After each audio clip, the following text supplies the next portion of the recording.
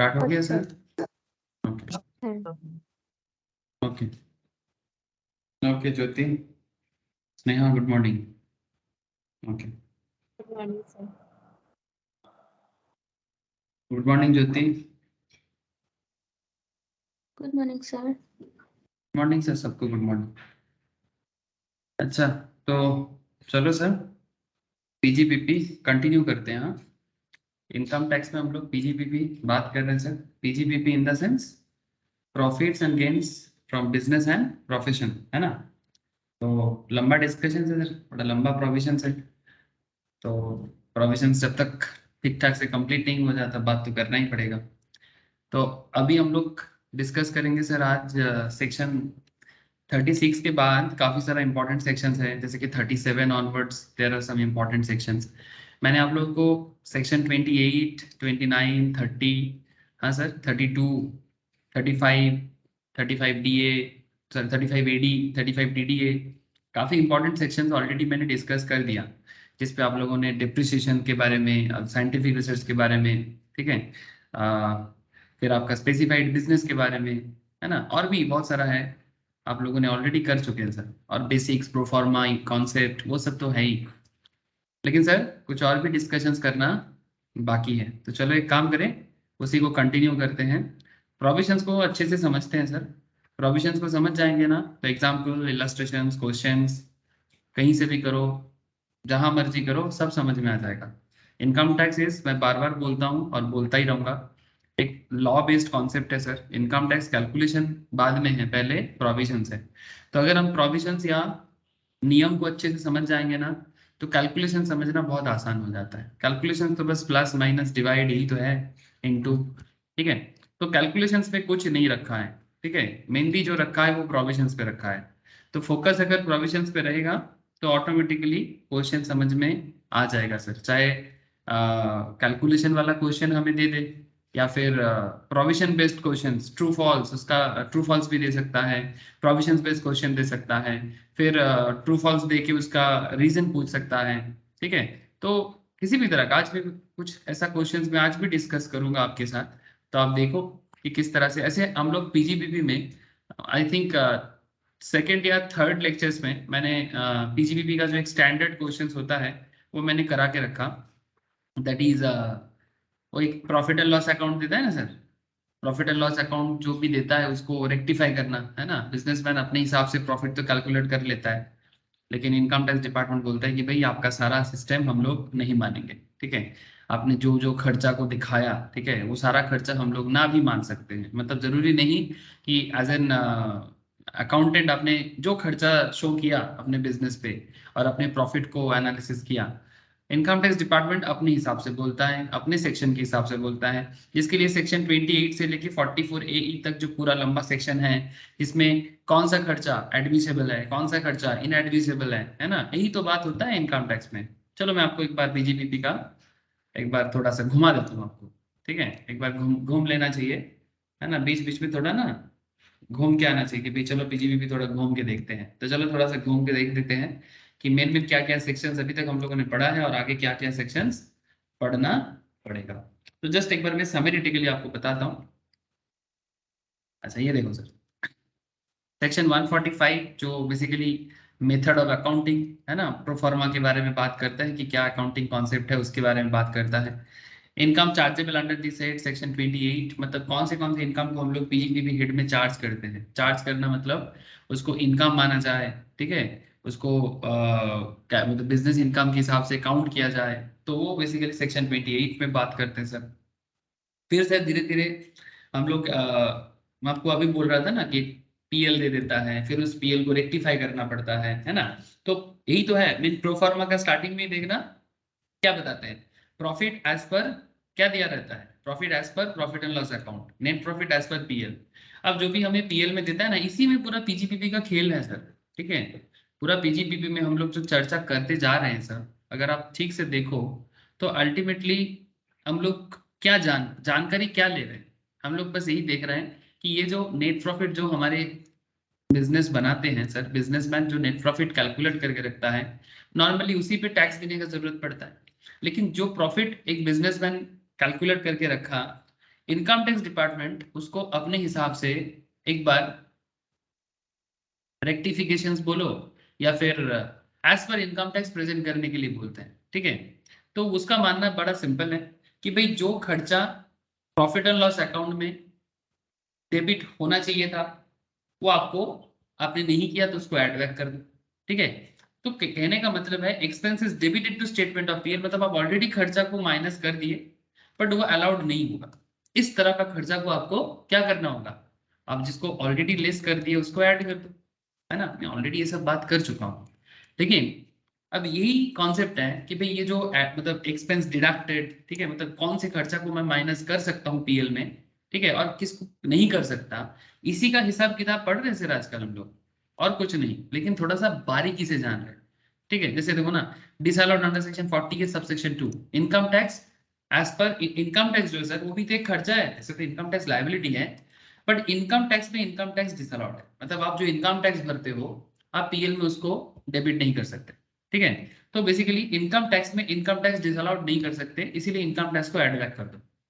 अब इसमें सिस्टम कहाँ बोला गया, सेक्शन 40A सबसेक्शन 2 में बोला गया। अब ये चर्चा तो मैं पहले कर चुका हूँ, ठीक है। तो सर फिर से क्यों कर रहे हो सर, मैं इसलिए नहीं कर रहा कि आपको मैं एक ही चीज बार बार बोलता हूँ, एक ही चीज बार बार बोलने के पीछे मेरा एक ही कारण है सर, क्योंकि जैसे ये देखो सर सेक्शन 37 देख रहे हो सर, आज मैं थोड़ा आपके साथ ये सेक्शन 37 ऑनवर्ड चर्चा करूंगा, ठीक है। सेक्शन 37 के बारे में बात करूंगा, जैसे 35D आई ऑलरेडी डिस्कस्ड, है ना। Preliminary expenditure, I think last class या उससे पहले वाले क्लासेस में हम लोग प्रिलिमिनरी के बारे में बात किए थे, सेक्शन 35D में बात हुआ है, सेक्शन 35DDM में भी बात हुआ है, ठीक है सर। फिर 80CCD का रिसेंटली एक सैलरी का जो एम्प्लॉय को सैलरी दिया उसका एक कंट्रीब्यूशन टू पेंशन स्कीम का भी एक क्वेश्चन हम लोगों ने लास्ट क्लास में करके रखा है सर, ठीक है।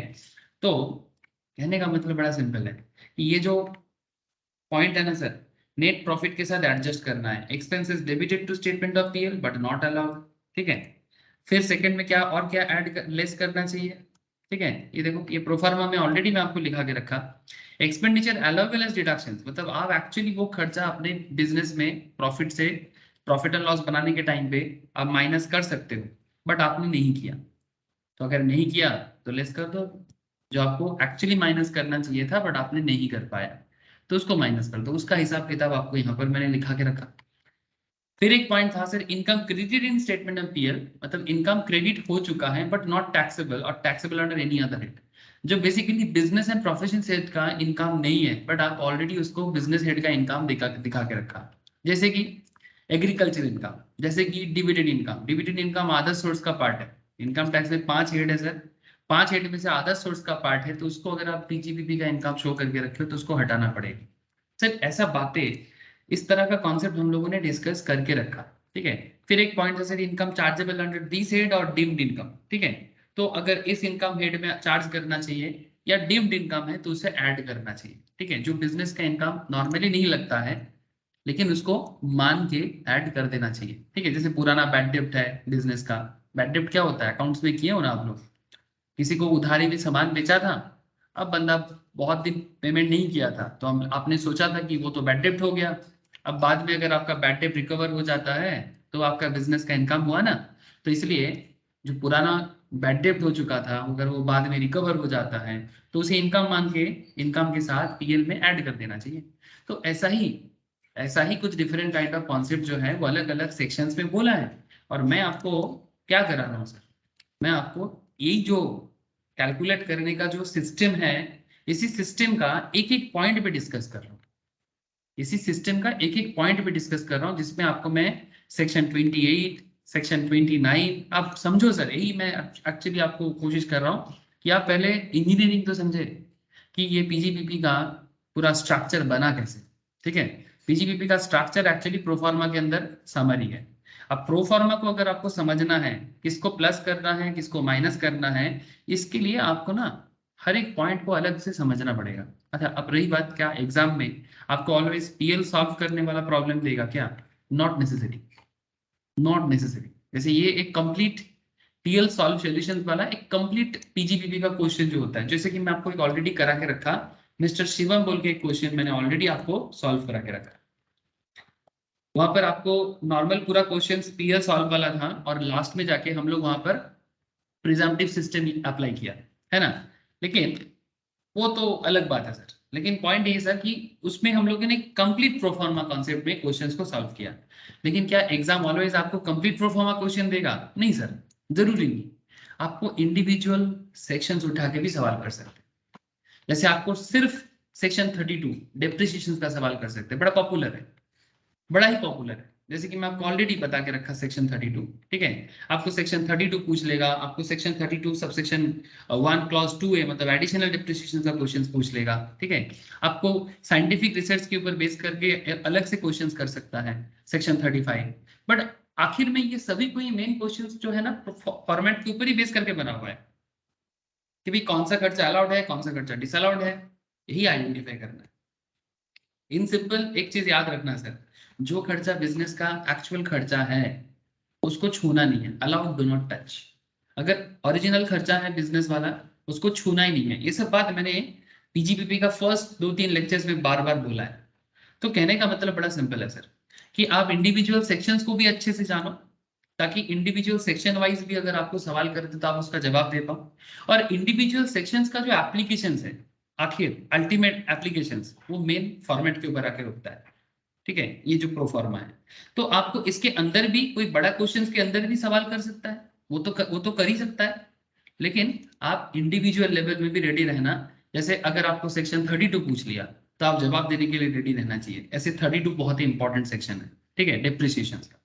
सेक्शन 35 साइंटिफिक रिसर्च बहुत वाइटल है, ठीक है। सेक्शन 35 रिलेटेड मैंने बात करके रखा आपके साथ। 35 AD another investment link tax deduction, जो स्पेसिफाइड बिजनेस के लिए बना है। मैं आपको इसके ऊपर क्वेश्चंस भी करा के रखा। मैंने आपको एक क्वेश्चन कराया था, मुझे याद आ रहा है अभी, क्या बोलते हैं उसको, वो सर एक एडिबल ऑयल का था, एक फूड ग्रेन का था, और एक शुगर मिल का था ना सर, शुगर का, है ना। तो उसमें आपको पता होना चाहिए कि किसका वेयर हाउस आप बना रहे हो, ठीक है। तो कौन सा कोल्ड चेन फैसिलिटी स्पेसिफाइड में काउंट किया गया है, किसको नहीं किया गया है। जैसे एडिबल ऑयल को स्पेसिफाइड बिजनेस का पार्ट नहीं बनाया गया, तो आपको पता होना चाहिए। फिर एक होटल बिजनेस के ऊपर हम लोगों ने 2 स्टार प्लस, हाँ सर, मोर देन 2 स्टार। अरे याद आ रहा है कि नहीं आ रहा है, बोलो। Yes sir. हाँ सर, अगर कोई मोर देन 2 स्टार होटल बनाते हैं भारत के किसी भी जगह में, तो होटल बनाने में जो आपको खर्चा वगैरह होता है ना, तो वो सब में आपको इन्वेस्टमेंट जो भी आप करते हो उसमें आपको डिडक्शन मिलता है 100% लेवल में, ठीक है। तो उसमें एक कोयम्बटूर वाला एक होटल का एग्जाम्पल हम लोगों ने सॉल्व किया था। तो सेक्शन 35 एडी आपको इस तरह से हेल्प करेगा, ठीक है। इसके अलावा हम लोगों ने सर क्या क्या बोलते हैं, बिजनेस स्टार्ट करने से पहले जो प्रिलिमिनरी एक्सपेंसेस है ना, सेक्शन 35D, ये भी जोर का चर्चा रहा है। बिजनेस स्टार्ट करने से पहले बहुत सारे बिजनेस को प्रिलिमिनरी लेवल में काफी खर्चा करना पड़ता है। और बिना प्रिलिमिनरी खर्चा का बिजनेस स्टार्ट कैसे करोगे? जैसे जो कंपनी स्टॉक मार्केट में आते हैं, उनको भी स्टॉक मार्केट में आने से पहले खर्चा करना पड़ता है। एमओए एओए बनाने में, कंपनी लॉ में हम लोग पढ़े हैं सर, वो सब खर्चा करना पड़ता है। तो उसका क्या एडजस्टमेंट होगा, क्वालिफाइंग अमाउंट कितना है, डिस्कस हो चुका है, इवन कैलकुलेशंस भी हो चुका है। 35 DDA भूलना नहीं है सर, अगर भूल जाते हो तो प्लीज एक बार क्लास रिवाइज करो, बस इतना बोलूंगा सर। 35 DDA के अंदर हम लोगों ने सर वॉलेंटरी रिटायरमेंट अगर कोई एम्प्लॉय करता है, ठीक है, तो एम्प्लॉय को एक लम सम सैलरी दिया जाता है, ठीक है। तो लम सम सैलरी क्या एट ए टाइम पूरा का पूरा माइनस कर सकता है एक बिजनेसमैन?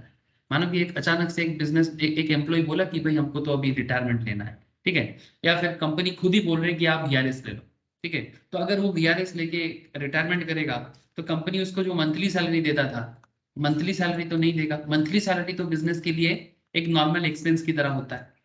लेकिन अचानक से अगर वो बोलेगा कि भाई हमको बीआरएस लेना है, या फिर कंपनी उसको बीआरएस दे रहा है, तो बीआरएस के कारण कंपनी उसको लम सम में लाखों का अमाउंट देता है। मानो कि एक बंदे का सैलरी है 30,000 करके, लेकिन जब वो बीआरएस लेगा, क्या वो 30,000 लेके बीआरएस लेगा सर? कम से कम 4 लाख 5 लाख, है ना, जो भी एक certain level of amount lump sum में कंपनी उसको देगा। अब कंपनी के लिए तो वो खर्चा है, लेकिन क्या पूरा खर्चा कंपनी खर्चा दिखा देगा उसी ईयर में? नहीं सर, इसका भी एक एडजस्टमेंट तरीका है जो मैंने आपको लास्ट क्लास समझाया था, है ना। तो यही सब याद करा रहा हूँ, क्यों सर? वही ना, सेक्शन बहुत सारा है, बहुत सारा बात करता है टैक्स, और इतने सारे बातों के बीच में अगर आप भूल जाते हो तो मैं थोड़ा सा आपको याद दिला रहा हूँ। डिटेल्स बात तो नहीं कर सकता हर बार, तो डिटेल्स जानकारी लेने के लिए एक बार रिवाइज करो सर, ठीक है। फिर कोई डाउट अराइज हो तो जरूर पूछें। अच्छा, फिर हम लोगों ने सर सेक्शन 36 ऑनवर्ड्स भी कुछ इंपॉर्टेंट बातें की है सर, है ना। 36 का एक क्वेश्चंस भी सॉल्व किए, ठीक है। तो इसी तरह से bad debt return of irrecoverable, ठीक है, इसका भी मैंने चर्चा किया था। अब सर मैं आपको लेके चलता हूँ सर, जनरल का एक पॉइंट है, दैट इज सेक्शन 37, ठीक है। 37 ये बेसिकली क्या बात कहा है, ठीक है, मैं इसमें आपको थोड़ा सा बात करूंगा। फिर मैं आपके साथ बात करना चाहूंगा 37 सबसेक्शन 2B में, ठीक है। ये काफी इंटरेस्टिंग कुछ एरिया है। उसके बाद मैं आपके साथ अभी बात करूंगा सर अमाउंट्स नॉट डिडक्टेबल, ठीक है, जिसको आप डिडक्ट नहीं कर सकते। ऐसा कुछ खर्चा है जो एसएससी के हाथ में, मतलब जिसका कैलकुलेशन हम करते हैं उसके हाथ में ये कुछ खर्चा है जो आपको अलाउड नहीं करेगा। सुन के थोड़ा सा हैरानी होता है, सर क्या खर्चा अलाउड नहीं होगा, समझ में नहीं आ रहा है। सर ये सब दिमाग में मत लाओ, जैसे धीरे धीरे बात को स्टोरी सुनाएंगे ना, स्टोरी सुनते रहना, देखना ऑटोमेटिक कनेक्ट हो जाएगा, और फिर कुछ एग्जाम्पल करने से और क्लैरिटी आ जाएगा। और फिर लास्ट में जाके जैसे सारा प्रोविजन हो जाएगा ना, फिर थोड़ा सा नंबर ऑफ क्वेश्चंस प्रैक्टिस करना है, ठीक है। क्योंकि सवाल किसी भी जगह से सवाल हो सकता है, ठीक है, किसी भी सेक्शन से सवाल हो सकता है। सो हमें ना कोई भी जगह ऐसा नहीं होना चाहिए कि भाई इसका मुझे पता नहीं है, पता करना पड़ेगा, ठीक है। तो अब कैरेक्टर को समझो बीपी का, तो धीरे धीरे सब समझ में आ जाएगा। तो in the hands of SSC कुछ अमाउंट्स है जो नॉट डिडक्टेबल है, जो सेक्शन 40 में बोला है सर, सेक्शन 40 सबसेक्शन ए क्लॉज आई, ठीक है। अब 40 में भी कुछ और भी एरिया है जो मुझे आपको बात बताना पड़ेगा सर। पार्टनरशिप और एलएलपी का बड़ा ही वाइटल पॉइंट है सर। पार्टनरशिप और एलएलपी के केस में ये कुछ डिडक्शंस अलाउड नहीं है, ऐसा कुछ खर्चा है जो आपको अलाउड नहीं करता है, ठीक है। ये पार्टनरशिप और एलएलपी बिजनेस, मतलब बेसिकली पार्टनरशिप बिजनेस, इसमें अमाउंट्स नॉट डिडक्टेबल स्पेशल वे में अप्लाई होता है। 40B में पार्टनरशिप को बोला है सर, ये भी जानना है, बहुत वाइटल है, ठीक है। एग्जाम में सवाल भी करते हैं। बुक प्रॉफिट का एक बड़ा इंटरेस्टिंग एरिया है, ठीक है, ये भी बहुत इंपॉर्टेंट है, ठीक है। ये भी पार्टनरशिप बिजनेस से जुड़ा हुआ पॉइंट है, ठीक है, बताएंगे सर, ठीक है। उसमें बुक प्रॉफिट क्या होता है वो भी बताएंगे, लेकिन मैं आपको बस एक बार रिकॉल करा रहा हूँ कि क्या क्या मेन मेन बातें करना है, एक बार मैंने आपको बताया। इसके बाद में एक्सपेंसेस और payment not deductible in certain circumstances फिर आएंगे सर, ठीक है। एक साथ सारा चीज बोल देंगे तो फिर आप बोलेंगे सर दिमाग से बाहर जा रहा है, ऊपर जा रहा है, नीचे जा रहा है, जो भी हो, इसको बाद में रखते हैं, ठीक है। 40A सबसेक्शन 2 वगैरह पॉइंट में मैं कुछ देर बाद आता हूँ, लेकिन उससे पहले ये जो मैं 37 ऑनवर्ड्स बात कर रहा हूँ ना, इस पे थोड़ा बात कर लेने दो, ठीक है। बस एक माइंड मैप बनाने का कोशिश किया। आई होप कि आप अभी मेरे साथ साथ कनेक्ट हो पाओगे और चल भी पाओगे, ठीक है सर। बस अपने आप को सीखने वाला इरादा के साथ रखो और बिजनेस वर्ल्ड के साथ कनेक्ट हो जाओ, देखना सर सारा बात समझ में आ जाएगा। ओके ओके ओके सर, चलो सर पढ़ाओ आप।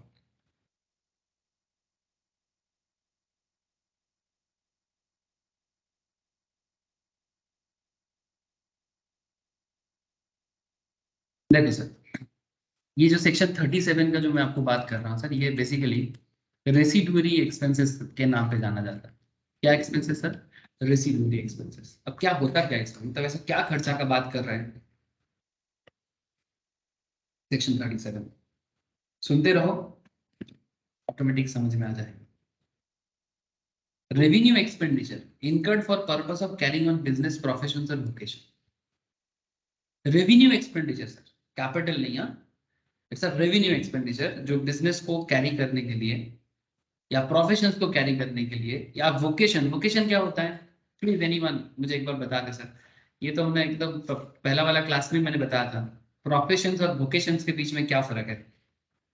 Please tell me sir, professions और वोकेशन में क्या फर्क है, बोलो ना, वही तो बताओ सर, इतना सन्नाटा मत छाया करो। ভোকেশন মানে যে ভোকালটা মেন কাজে লাগে যেরকম সিঙ্গার। वोकेशन मतलब जो वोकल काम कराता है, जैसे कि सिंगर, हाँ, मतलब बेसिकली सर ऐसे नहीं बोलते नॉर्मली, बट आप सही बोल रहे हो, जैसे सिंगर एक वोकेशन करते हैं, मतलब जो एक्चुअली वो प्रोफेशन ही है। Vocation is also type of profession, but जो थोड़ा सा स्पेशल स्किल्ड के तरह होता है उसे हम लोग वोकेशन कहते हैं, स्पेशल टैलेंट जो हर हर किसी के अंदर नहीं होता। हाँ सर, जैसे सिंगर, डांसर, है ना, पेंटर, है ना, इस तरह का, ठीक है, उसको वोकेशन के हिसाब से कहा जाता है। एक्टर, एक्ट्रेस, ठीक है, इस तरह का, ठीक है, very good sir, you are right. ठीक है। तो प्रोफेशन हो, वोकेशन हो, ठीक है, ये मैंने आपको एकदम स्टार्टिंग में ही बताया था। अच्छा, so this is the residuary sections under which only business expenditure is allowable but not business losses. मतलब कुछ ऐसा खर्चा है जो बिजनेस के लिए आप कर रहे हो या प्रोफेशंस के लिए कर रहे हो, उसको आपको अलाउ करेगा माइनस करने के लिए, मतलब पीएल को आप डेबिट कर सकते हो, बट बिजनेस लॉस को डेबिट नहीं कर सकते। For example, those arising out of embezzlement. Embezzlement क्या होता है जानते हो? अकाउंट्स में किए होंगे आप लोग। एम्बेजलमेंट क्या होता है, कोई बता सकते हो? ये अकाउंटिंग टर्म है, बेसिकली अकाउंट्स में बहुत यूज होता है ये। लॉस बाय एम्बेजलमेंट इस तरह का लिखा रहता है जर्नल एंट्री में। बोलो सर। अगर एम्प्लॉय, कंपनी का एम्प्लॉय अगर कंपनी का पैसा चोरी करता है, हाँ बोलो। घोटाला। घोटाला नहीं सर, जब एम्प्लॉय मतलब आपके एम्प्लॉय अगर आपके दुकान में चोरी करे, ठीक है, तो आपका लॉस हुआ ना, उसको एक्सपेंस नहीं बोलते हैं, उसे लॉस बोलते हैं। मतलब दुकान का एम्प्लॉय दुकान का चोरी कर रहा है, या फिर कई बार ऐसे होते हैं जैसे जहाँ जॉइंट फैमिली बिजनेस में, जो जॉइंट फैमिली बिजनेस होते हैं ना, मानो चार भाई हैं, चार ब्रदर्स मिलके बिजनेस चला रहे हैं, जिसको हम लोग नॉर्मली एचयूएफ बिजनेस कहते हैं, ठीक है, हिंदू अनडिवाइडेड फैमिली बिजनेस। ऐसे बिजनेस में भी देखा जाता है, मानो चार भाई हैं, अब इन लोगों का ना अलग अलग मतलब ड्यूटी पड़ता है। अगर कभी आप जॉइंट फैमिली बिजनेस को बाहर से देखे हो तो शायद समझोगे। तो इस तरह का काफी सारा समय में देखा जाता है। मानो कि जो बड़ा भाई है वो दुकान को बड़ा ही ऑनेस्टी के साथ चलाते हैं, बट जो सेकंड ब्रदर है ना, वो चोरी करता है, खुद के दुकान में खुद चोरी कर रहा है, ठीक है, या फिर एम्प्लॉय चोरी कर रहा है, मतलब अपने ही दुकान में, चाहे एम्प्लॉय करे या फिर को पर्सनल करे, इसे एम्बेजलमेंट कहेंगे सर। ठीक है, तो ये भी एक तरह का क्या हुआ, बिजनेस लॉस हुआ ना, ठीक है। तो इस तरह थेफ्ट, थेफ्ट तो चोरी हुआ ही, destruction of asset, misappropriation by employees etcetera, मतलब अगर एम्प्लॉय ने कुछ मिस अप्रोप्रिएशन कर लिया हिसाब किताब में, जिसके कारण आपका बिजनेस में लॉस दिख रहा है। The deduction is limited only to the amount actually expended and does not extend it to reserve created against a contingent liability. मतलब आपने कितना रिजर्व क्रिएट किया था। कंटिजेंट लायबिलिटी क्या होता है? देखो अगेन लॉ बार बार सामने आ जाता है, लॉ सामने आ जाता है। कंटिजेंट लायबिलिटी क्या है, बोलो, व्हाट इज कंटिजेंट लायबिलिटी? ये कॉन्ट्रैक्ट एक्ट में पढ़ा जाता है। और नहीं भी हो सकता। हाँ, जो फ्यूचर इवेंट पे डिपेंड करता है, हो भी सकता है ना भी हो सकता है। थैंक यू सर, ये कॉन्ट्रैक्ट एक्ट का कॉन्सेप्ट है, ठीक है। सो कॉन्टिजेंट लायबिलिटी क्या हुआ, जैसे मान की बिजनेसमैन, कई बार ऐसे होता है ना, जैसे इंश्योरेंस बिजनेस, इंश्योरेंस में अगर गाड़ी में धक्का लगा तो खर्चा होगा, नहीं तो नहीं होगा, तो कंटिजेंट लायबिलिटी है। वारंटी वगैरह, ठीक है, जैसे मानो कि कोई घड़ी तुम खरीदने जा रहे हो, तो या कोई मोबाइल खरीदने जा रहे हो, तो दुकान तुमको कंपनी तुमको वारंटी देता है। तो वारंटी क्या है, अगर घड़ी खराब हुआ तो कंपनी खर्चा करके आपका ठीक रिपेयर कर देगा, अगर नहीं हुआ तो नहीं करेगा। तो इट्स अ कंटिजेंट लायबिलिटी। तो इसी तरह का अगर चोरी हुआ तो कंपनी क्या करता है, रिजर्व क्रिएट करता है। तो वही बोल रहे हैं, does not extend to it reserve created against a contingent liability, उससे ज्यादा तो आपको बिल्कुल नहीं मिलेगा, ठीक है। तो यही बात आपको बता रहा है कि ये एक रेसिडुअरी एक्सपेंसेस है जो सेक्शन 37 डील करता है, ठीक है। रेसिडुअरी मतलब एकदम एंड लेवल का डिस्कशन है। रेसिडुअल का मतलब क्या, जो एक एंड लेवल में बिजनेस में हो सकता है, ठीक है, एकदम लास्ट में ऐसा देखा जाता है कि कई बार एम्बेजलमेंट हो जाता है, थेफ्ट हो जाता है, डिस्ट्रक्शन ऑफ एसेट हो जाता है, मिस अप्रोप्रिएशन बाय एम्प्लॉइज हो जाता है। तो ऐसे खर्चा क्या कंपनी अपना लॉस दिखा, खर्चा दिखा दे, तो इसका भी लिमिटेशन है। The deduction is limited only to the amount actually expended and does not extended to reserve created against a contingent liability, ठीक है। तो ये बात सेक्शन 37 आपको बोल के रखना है। और भी कुछ कॉन्सेप्ट है, देखो, conditions for allowance, the following conditions should be fulfilled in order that a particular item or expenditure may be deductible under this section. जैसे कि कुछ पॉइंट यहाँ पर मानना पड़ता है, जैसे expenditure should not be of the nature described in section 32 36। मतलब हम लोगों ने ये सेक्शन 37 पढ़ने से पहले, ध्यान से सुनना बात को सर, सेक्शन 37 पढ़ने से पहले हम लोग 30 से 36 का एक लंबा जर्नी तय किया सर। ये जो रेलगाड़ी है ना, 30 से 36 का जो रेलगाड़ी है, मतलब आपको एकदम क्लियर कट कहता है कि जो खर्चा आप माइनस करने का सोच रहे हो, वो 30 से 36 का कोई भी खर्चा नहीं होना चाहिए, ठीक है। तभी आपको 37 में उसको अलाउ करने के बारे में हम लोग सोच सकते हैं। एकदम क्लियरली बता, the expenditure should not be of the nature described in section 30 to 36 and it should have been incurred by the assessee in the accounting year. जैसे कि जिस पर्टिकुलर ईयर का कैलकुलेशंस वो कर रहा है, तो उसी पर्टिकुलर ईयर में एसएससी उसको इनकर किया है, तभी जाके आपको अलाउ करेगा खर्चा, अदरवाइज नहीं। और कैसा खर्चा मैं आपको दिखाया अभी, ठीक है। It should be in respect of a business carried on by the SSE, the profit of which are being computed and assessed. It must have been incurred after the business was set up. It should not be in the nature of any personal expenses of the SSE. कोई personal खर्चा नहीं होना चाहिए। It should have been laid out or expended wholly or exclusively for the purpose of such business, मतलब उसी business के लिए होना चाहिए। और एक वन ऑफ द इंपॉर्टेंट बात सर, ये एक रेवेन्यू एक्सपेंडिचर होना चाहिए, ना कि कैपिटल एक्सपेंडिचर। अब फिर से देखो अकाउंट्स वाला बात वापस, कैपिटल और रेवेन्यू बार बार आ रहा है ना सामने। कैपिटल मतलब कोई एसेट खरीद के लाना बिजनेस के लिए कैपिटल एक्सपेंडिचर होता है, लेकिन अगर कोई रेगुलर बिजनेस एक्टिविटी के लिए जो खर्चा या जो भी चीजें होते हैं जो रेवेन्यू नेचर का है, छोटा मोटा अमाउंट का होता है नॉर्मली, बहुत बड़ा अमाउंट नहीं होगा, या फिर जैसे कैपिटल नेचर का क्या, कोई एसेट का लॉस हो जाए तो इस तरह का। लेकिन यहाँ पर बात क्या है कि कैपिटल एक्सपेंस का नहीं होना चाहिए, रेवेन्यू नेचर का होना चाहिए, ठीक है। ये एकदम अकाउंटिंग कॉन्सेप्ट है, ठीक है। जो लोग अकाउंट्स का बेसिक्स ऑफ अकाउंट्स का नॉलेज जिनको क्लियर है वो बहुत अच्छे से समझ जाएगा सर। इसलिए अकाउंट्स का नॉलेज रखना कॉमर्स में बहुत जरूरी होता है, एकदम बेस से लेकर। The expenditure should not have been incurred by the SSE for any purpose which is an offense or is prohibited by law. बात को ध्यान से समझना, ये जो खर्चा का मैं बात कर रहा हूँ, should not have been incurred by the SSE for any purpose or is an offense or is prohibited by law, मतलब ऐसा कोई खर्चा नहीं जो बेसिकली लॉ तोड़ने के लिए आपने दिया। जैसे मानो कि आपको टाइम पे टैक्स भरना चाहिए था बट आपने पेनल्टी भर दिया, मानो आपने किसी जगह में कोई भी तरह का लॉ तोड़ा और उसके कारण आपको पेनल्टी देना पड़ा, तो लॉ तोड़ने के कारण जो पेनल्टी होता है उससे माइनस करने का आपको परमिशन नहीं है, ठीक है। दिस सेक्शन इज दस लिमिटेड इन स्कोप। ये जो सेक्शंस है ये रेसिडुअरी सेक्शन है, सेक्शन 37, इसका स्कोप लिमिटेड है। It does not permit an assessee to make all deductions which a prudent trader would make in ascertaining his own profit, ठीक है। मतलब एक ओरिजिनल ट्रेडर क्या सोचते हैं, उसको अपना प्रॉफिट समझ लेता है, ठीक है। मतलब प्रॉफिट कैलकुलेट करने के लिए क्या करता है, बहुत सारे खर्चा को माइनस कर देता है।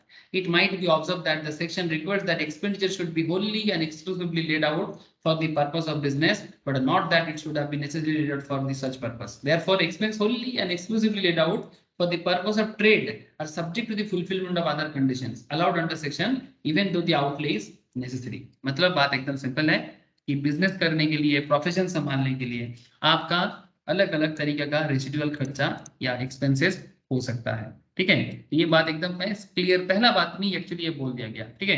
ये एक रेसिडुअरी सेक्शंस है under which only business expense allowable but not the business losses, ठीक है। बिजनेस एक्सपेंस को माइनस किया जाएगा, बिजनेस लॉस को नहीं। और डिडक्शंस का लिमिट रहेगा, और जो एक्चुअली आपने जो कंटिंजेंट लायबिलिटी के लिए रिजर्व क्रिएट करके रखा था उससे ज्यादा तो बिल्कुल नहीं होगा, ठीक है। तो ये एकदम आपको क्लियर कट बोला है। तो यही है सेक्शन 37 का बेसिक बात। और एक बात यहाँ पर जो कंडीशंस फॉर अलाउंस में बोला है, ये जो भी खर्चा माइनस करोगे वो सेक्शन 30 से 36 के बीच में नहीं होना चाहिए। अब इसको छोड़ के कोई भी खर्चा हो तो आप उसको दे सकते हो, लेकिन एक बात और है कि खर्चा को ही माइनस करना है, लॉस को नहीं, ठीक है। और कैपिटल एक्सपेंडिचर नहीं, रेवेन्यू को। तो एक स्पेशल जगह दिया गया कि जो 30 से 36 के बीच में नहीं है, लॉसेस नहीं है, अगर कोई ऐसा खर्चा हो तो आप उसे माइनस करो। और वो भी लिमिटेड स्कोप के लिए। देखो ना कितना सारा आपको रिस्ट्रिक्शन लगाया, पॉइंट सी से लेके एच तक आपको कितना सारा रिस्ट्रिक्शन लगा है। ये वो खर्चा नहीं होना चाहिए, ये वो खर्चा नहीं होना चाहिए, ये पर्सनल का नहीं होना चाहिए, ये लॉ तोड़ने का पेनल्टी नहीं होना चाहिए। आपके सामने काफी ज्यादा मतलब रिस्ट्रिक्शंस भी लगा दिया सर, ठीक है। ओके सर, तो ये सर सेक्शन 37 का एक छोटा सा कॉन्सेप्ट, ठीक है सर। समझ में आ रहा है ना, बोलो समझ में आया कि नहीं आया सेक्शन 37? हाँ सर। Yes sir. बस सर, नॉर्मल स्टोरी है। लेकिन ये सारा स्टोरी कहाँ जाके कनेक्ट करता है, सारा स्टोरी कनेक्ट करता है वही फॉर्मेट पे। हाँ सर, इसीलिए मैं बार बार बोलता हूँ कि फॉर्मेट समझे, मतलब खर्चा माइनस करे कि ना करे, खर्चा माइनस करे कि ना करे। तो ये डिटेल से एक नॉलेज है कि आप खर्चा माइनस करेंगे कि नहीं करेंगे, इनकम को ऐड करना चाहिए कि लेस करना चाहिए। बस इसी के खेल पे तो पूरा पीजीबीपी है, और कुछ है नहीं पीजीबीपी में।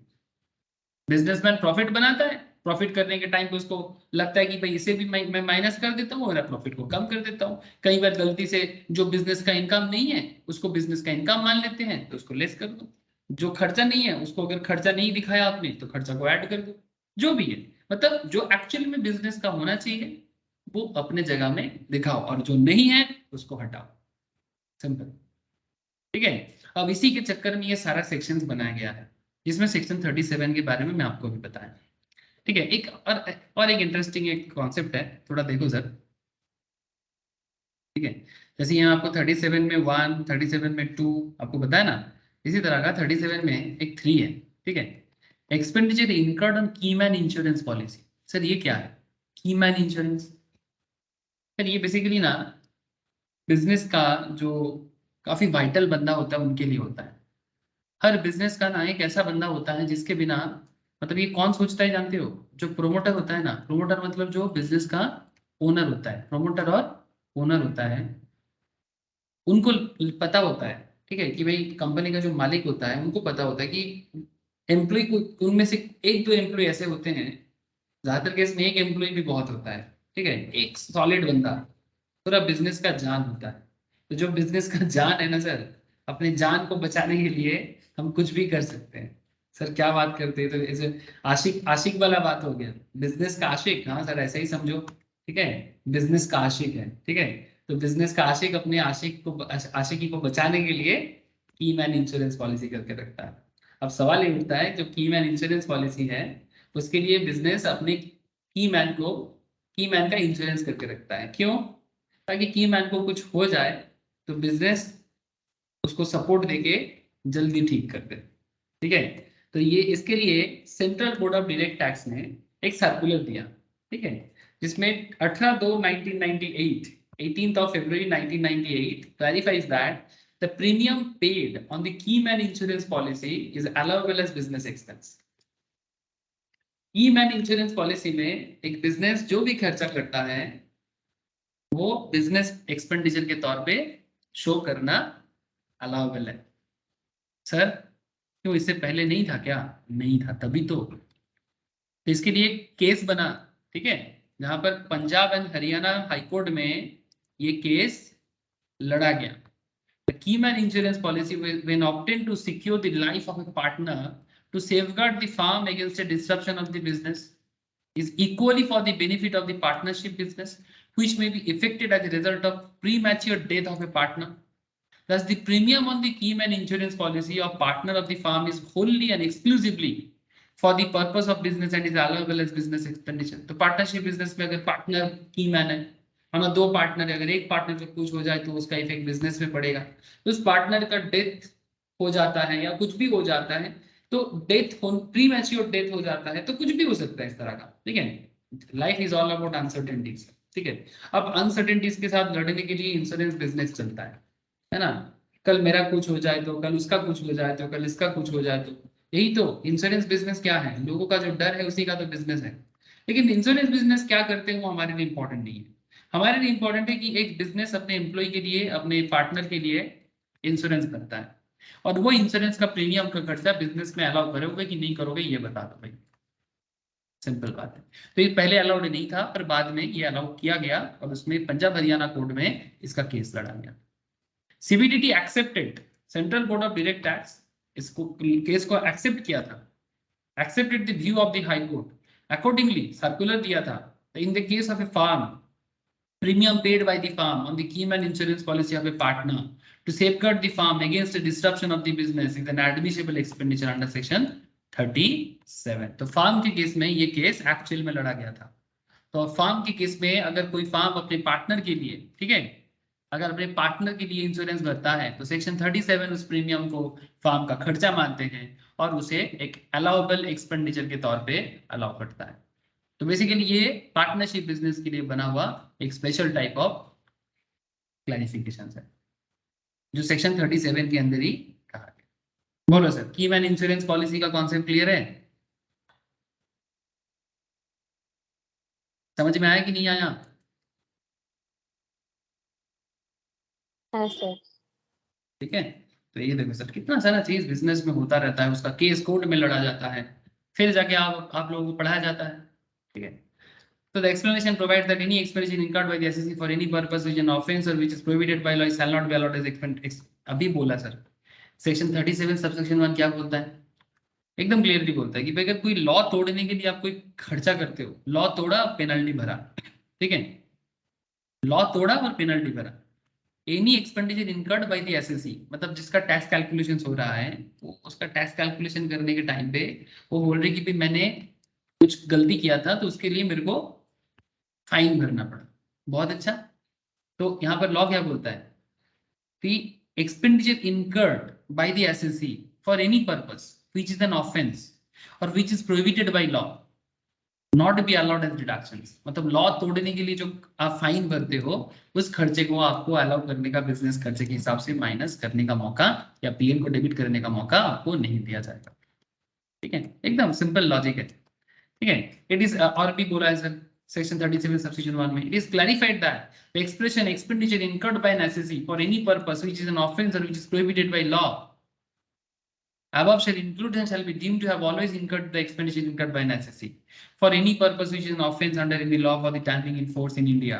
कौन सा लॉ का बात कर रहे हैं? जो लॉ भारत में इन दैट मोमेंट एप्लीकेबल है। क्या है ना सर, लॉ बहुत बड़ा एरिया। अब कभी कभी लॉ, कुछ लॉ को हटा दिया भी जाता है, कुछ लॉ को अप्लाई भी कर दिया जाता है। अब ये देखना पड़ता है कि फॉर द टाइम बिंग कौन सा लॉ चल रहा है। So for any purpose which is an offence under any law for the time being in force in India और आउटसाइड इंडिया और which is prohibited by law for the time being in force in India और outside India. ठीक है, to provide any benefit और perquisites इन whatever form. Perquisite क्या होता है ना, एम्प्लॉय को दिया जाता है एम्प्लॉयर की तरफ से। ठीक है, कोई extra benefit in whatever form to a person whether or not carrying on a business. ठीक है, or exercising a profession and acceptance of such benefit or perquisite by such person is in violations of any law or rule, regulations, guidelines as the case may be for the time being in force governing the conduct of such persons. मतलब sir, मतलब ये कुछ ऐसा बात हो रहा है कि कोई बंदा अपना बिजनेस या प्रोफेशन कैरी नहीं करने का, बदले में आप उसको कुछ एक्स्ट्रा बेनिफिट दे रहे हो। ठीक है, तो एक तरह का क्या हो गया ना, कोई अपना बिजनेस ना करने के लिए आप उसको मना कर रहे हो और उसके लिए आप उसके पीछे खर्चा कर रहे हो। ठीक है, तो एक तरह का उसको पार्क्स बोलते हैं। ठीक है, जैसे एम्प्लॉयर भी एम्प्लॉय को पार्क्विजिट देते हैं। पार्क्विजिट का नॉर्मल मतलब होता है एक्स्ट्रा बेनिफिट। मतलब एक्चुअली ये वर्ड आपको सैलरी में भी ना सुनने को मिलता है।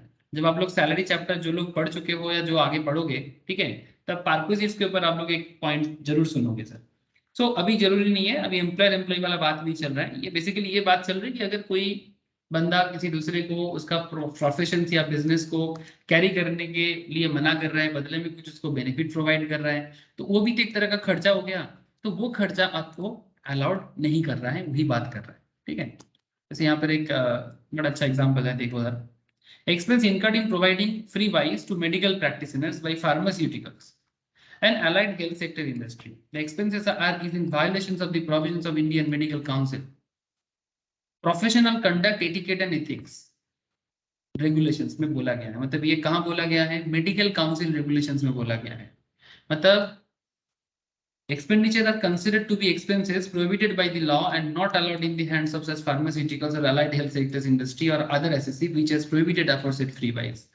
मतलब आप लोग जानते हो सर, ये हमारे सोसाइटी में बड़ा देखने को मिलता है कि मेडिकल जो बड़े बड़े फार्मास्यूटिकल्स कंपनी होते हैं, ये क्या करते हैं, मेडिकल प्रैक्टिशनर्स मतलब डॉक्टर को बहुत सारी चीजें फ्री में देता रहता है। हाँ, देता रहता है कि नहीं देता रहता, बोलो। जैसे क्या करता है कि आपको, ताकि आप उनका कंपनी का दवाई पेशेंट को रिकमेंड करो। ठीक है, से फॉर एग्जांपल है कि आपको मैं बताता हूँ, मानो कि डॉक्टर रेड्डीज, ठीक है, या फिर सन फार्मा, ठीक है, या फिर ये सब बड़े बड़े इंडिया में दवाई कंपनी है सर, या फिर सिप्ला, ठीक है, और भी है, खत्म नहीं कर सकता मैं, बस एक एग्जांपल के लिए मेरे दिमाग में अभी जो आया मैं बोला। डॉक्टर रेड्डी हो, सन फार्मा हो, सिप्ला हो, ये सब मेडिसिन कंपनी, ठीक है, फार्मास्यूटिकल्स कंपनी है। अब ये मेडिकल प्रैक्टिशनर को जाके क्या बोलता है कि सर आप एक काम कीजिए, आप ना थोड़ा जाइए फैमिली के साथ सिंगापुर घूम के आइए। ठीक है, विथ फैमिली सिंगापुर जाइए, घूम के आइए, आपका आने जाने का खर्चा सारा कंपनी बेयर करेगा। तो एक तरह का क्या हो गया, फ्री वाइज हो गया ना। लेकिन बदले में डॉक्टर को क्या देना पड़ेगा, क्या करना पड़ेगा डॉक्टर को? बोले जरा। सर उस कंपनी का दवाई प्रिस्क्राइब करना पड़ेगा। उस कंपनी का दवाई प्रिस्क्राइब करना पड़ेगा। सर ऐसे रूल क्या है जानते हो? रूल ये है कि आप ना कभी भी मेडिसिन का नाम लिख के नहीं बता सकते, जो रूल है, ठीक है। मतलब मेडिसिन का जो कंपनी का नाम रेफर नहीं कर सकते, जेनेरिक नाम यूज करना चाहिए। किसी भी डॉक्टर को ऑलवेज जेनेरिक नाम यूज करना चाहिए। जेनेरिक नाम क्या होता है? हर मेडिसिन का एक जेनेरिक नाम होता है, जो उसका जेनेटिकली जो कॉन्सेप्ट को डेवलप किया गया। मतलब ऐसा नहीं कि इसी कंपनी का यही दवाई खरीदो, ठीक है, ऐसा नहीं होता। तो अगर डॉक्टर ने बोल के दिया कि इसी को खरीदना है तो दुकान में वही चलता है, वो अलग बात है। बट नॉर्मल कॉन्सेप्ट है कि जेनेरिक दवाई, मतलब डॉक्टर को ऑलवेज जेनेरिक नाम मेंशन करना पड़ता है, वही उसका रूल है। वो कभी भी कंपनी का नाम मेंशन नहीं कर सकता। ये एक्चुअली मेडिकल काउंसिल के रेगुलेशंस के अगेंस्ट में है, ठीक है। तो अभी रही बात कि अगर आप फार्मास्यूटिकल्स कंपनी की तरफ से सोचो, फार्मेसी तो बिजनेस करता है, तो अगर वो अपने डॉक्टर को दवाई प्रमोट करने के लिए या मेडिकल प्रैक्टिशनर्स को दवाई को प्रमोट करने के लिए जो खर्चा करा रहा है, सिंगापुर भेजने का खर्चा काफी होता है, ठीक है। सिंगापुर भेजो, ऑस्ट्रेलिया भेजो, जहां भेजना है भेजो, ठीक है। बट ये सब खर्चा क्या माइनस करने का मौका मिलेगा आपको? नहीं सर, ये तो इलीगल काम है। समझ में आया सर? यही बात कर रहे हैं। किसी को उसके प्रोफेशंस के लीगल मैटर के अगेंस्ट में जाके काम करवाने के लिए जो खर्चा या ऑफेंस करवाते हो आप, इवन जो इंडिया के बाहर भी कोई ऐसा ऑफेंस है उसके लिए भी अगर आप किसी को उकसाते हो, वो खर्चा भी डिसअलाउड है सर। तो समझ में आया कि नहीं आया बताऊं?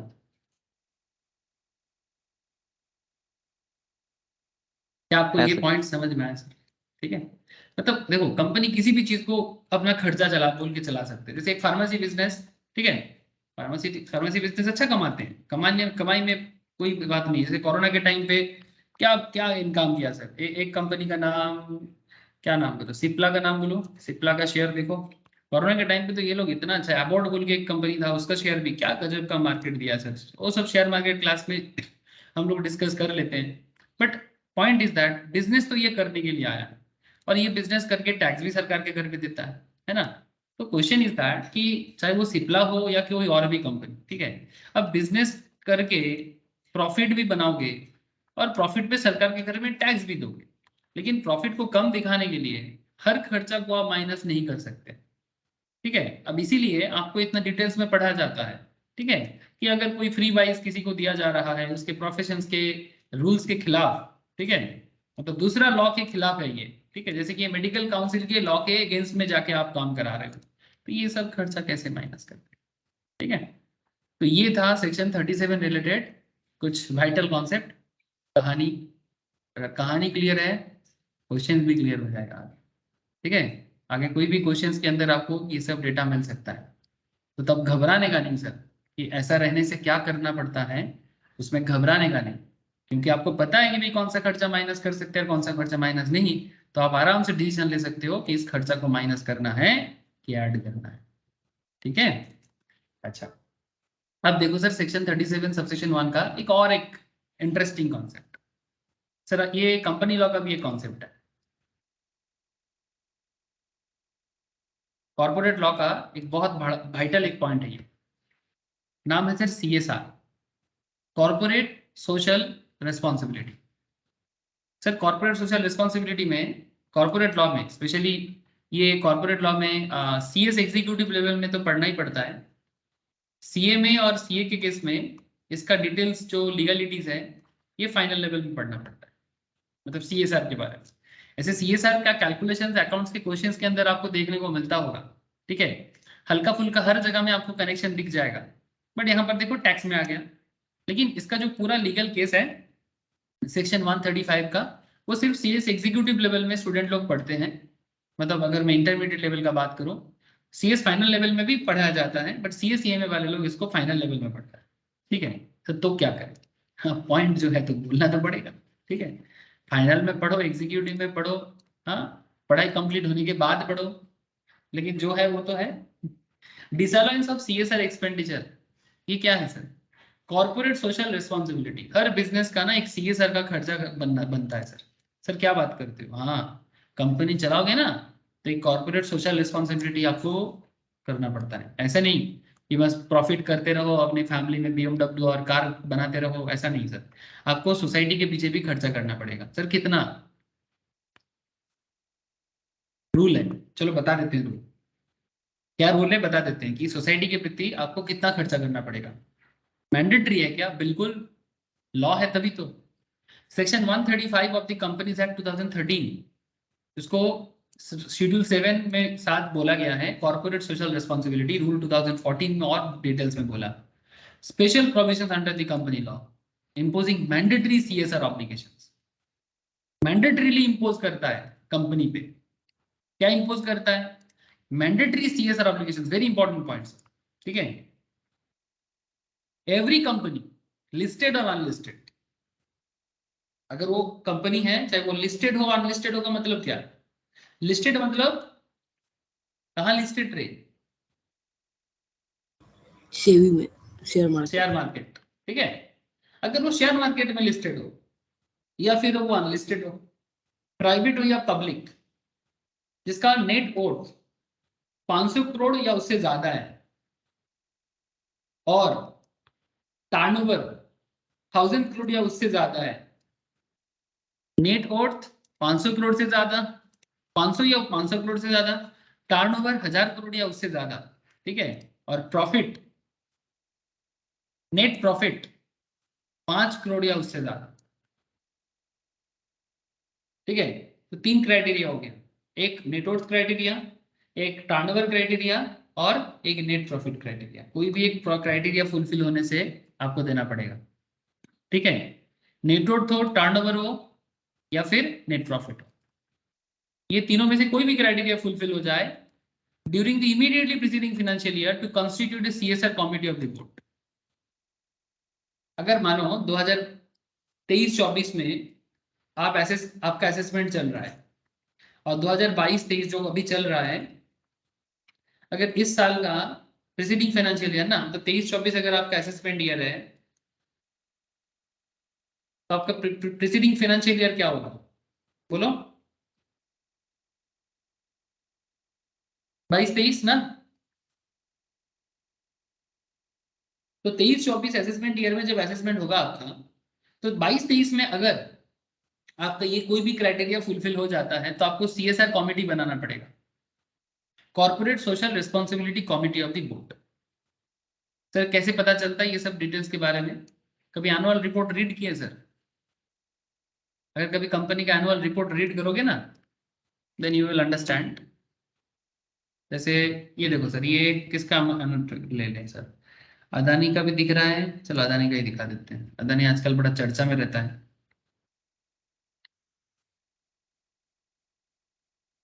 देखो सर कौन से पेज में बोला है CSR, कॉर्पोरेट गवर्नेंस, दिखाई दे रहा है क्या आप लोगों को? इसी में होता है सर, कॉर्पोरेट ओवरव्यू है, corporate overview, integrated report, our business model, stake holder engagement, customer propositions platform, इसी के अंदर आपको मिल जाएगा। हर कंपनी को अपना CSR इंफॉर्मेशन देना पड़ता है स्टैट्यूटरी लेवल में, business responsibility report. I think यहाँ पर ही मिल जाएगा sir, corporate governance, business responsibility, इसी में आई थिंक कॉर्पोरेट CSR का भी डेटा आपको मिल जाएगा। कि कई कंपनी तो अलग से CSR का एक ये भी बनाते हैं, जैसे ITC का भी एक है मेरे पास, इसमें भी आपको देखने को मिल सकता है, ठीक है। Secretarial consolidated business responsibility report, यहाँ पर जाओगे ना आपको सारा डिटेल्स मिल जाएगा। अब मैं इतना डिटेल्स में अभी नहीं जाता सर, ठीक है। बस मैं आपको इतना दिखा रहा हूँ कि अगर आपको कभी किसी कंपनी के बारे में जानकारी लेना है ना, तो आप कंपनी के एनुअल रिपोर्ट में जाए और एनुअल रिपोर्ट में जाके आप कंपनी के अंदर वहां पर उसका क्या CSR में कितना खर्चा हुआ है, उसका रिपोर्ट जो कुछ भी है वो सारा का सारा डिटेल्स वो यहाँ पर बताते हैं, ठीक है। तो आप लोग ये सब चेक करें, ठीक है। अगर चेक करोगे तो आपको पता चलेगा कि कंपनी कैसे कैसे काम करता है रियल में, ठीक है। ओके, अब बात है सर कि CSR committee has to formulate CSR policy and the same has to be approved by the board. Such company to undertake CSR activities as per the CSR policy, and such company, अब the main point पे आ रहा है sir, such company to spend in every financial year, पूरा हर साल, at least 2% of its average net profit made in the immediately 3 preceding financial year. अपने profit का 2% उनको खर्चा करना पड़ेगा। किसमें? कॉर्पोरेट सोशल रिस्पॉन्सिबिलिटी में।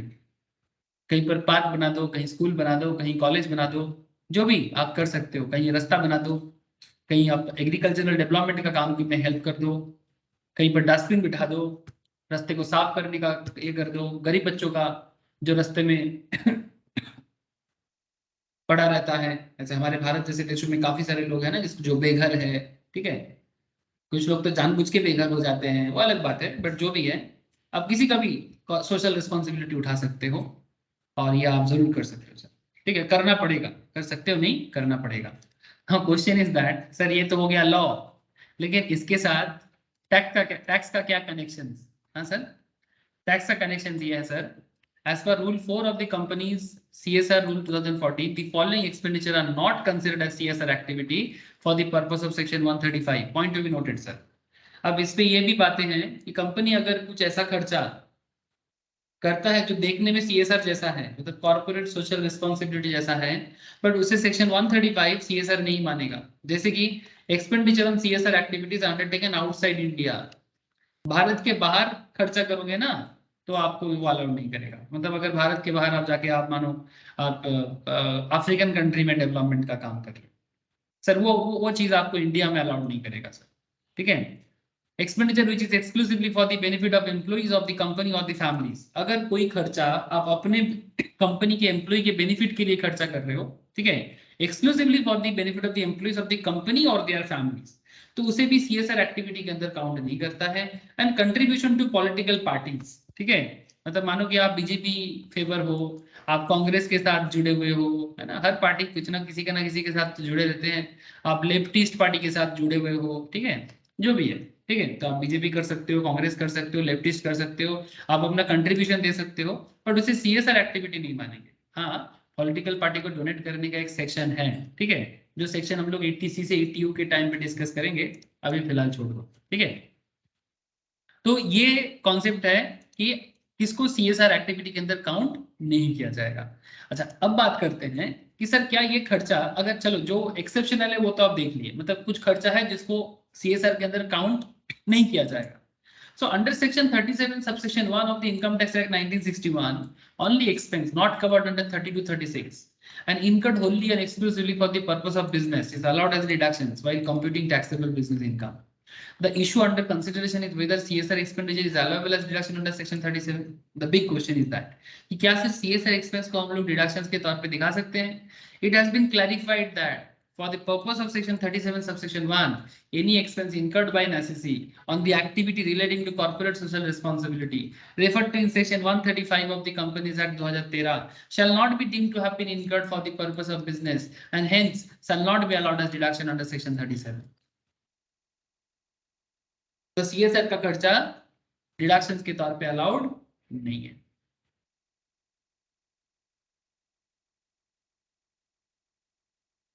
समझ में आया कुछ? बोलो सर, समझ में आया? Yes sir. CSR का खर्चा बिजनेस में अलाउड नहीं है। क्यों? बिकॉज ये माना जाता है कि CSR में आप जो खर्चा कर रहे हो वो बिजनेस का एक्सपेंस नहीं है सर, वो तो प्रॉफिट से दिया जाता है ना। प्रॉफिट करने के बाद आप अपना प्रॉफिट का पार्ट 2% एटलीस्ट कहाँ खर्चा करते हो? CSR पे खर्चा करते हो। तो बिजनेस करने का खर्चा तो नहीं हुआ ना, तो फिर इसको डीम्ड इनकम कैसे माने? मतलब ये डीम्ड खर्चा कैसे माने बिजनेस का, है ना? तो बड़ा सिंपल सा मतलब लॉजिक काम करता है ना? The rationale behind the disallowance is that CSR expenditure being an application of income, ये इनकम का एप्लीकेशन है। अब इनकम करोगे तो आप कॉर्पोरेट सोशल रिस्पॉन्सिबिलिटी करोगे। Is not incurred होनली and exclusively for the purpose of carrying on business, business को carry करने के लिए ये नहीं करना। आप कमाओगे 500 करोड़ 5 करोड़ का, अगर आप किसी साल में प्रॉफिट करते हो, नेट इनकम नेट प्रॉफिट करते हो, तो जाके आप 2% सरकार मतलब सोशल रिस्पॉन्सिबिलिटी में खर्चा करें। ये आपको नियम बना के दिया गया सेक्शन 135 में कंपनीज एक्ट के तहत। लेकिन ऐसा नहीं कि बिजनेस करने के लिए आपको पहले खर्चा करना पड़े, नहीं सर, ठीक है, this is not an expenditure, ये तो इनकम का एप्लीकेशन है। अब इसका सिंपल सा लॉजिक है सर, जिस देश में कमाते हैं, जिस देश में कमाएंगे उस देश को कुछ तो देना पड़ेगा, है ना। जैसे देखो सर, इंडस्ट्री हम लोग बनाते हैं, तो इंडस्ट्री बना के देश में पॉल्यूशन होता है ना, इंडस्ट्री बहुत लॉस भी कराता है सोसाइटी के लिए।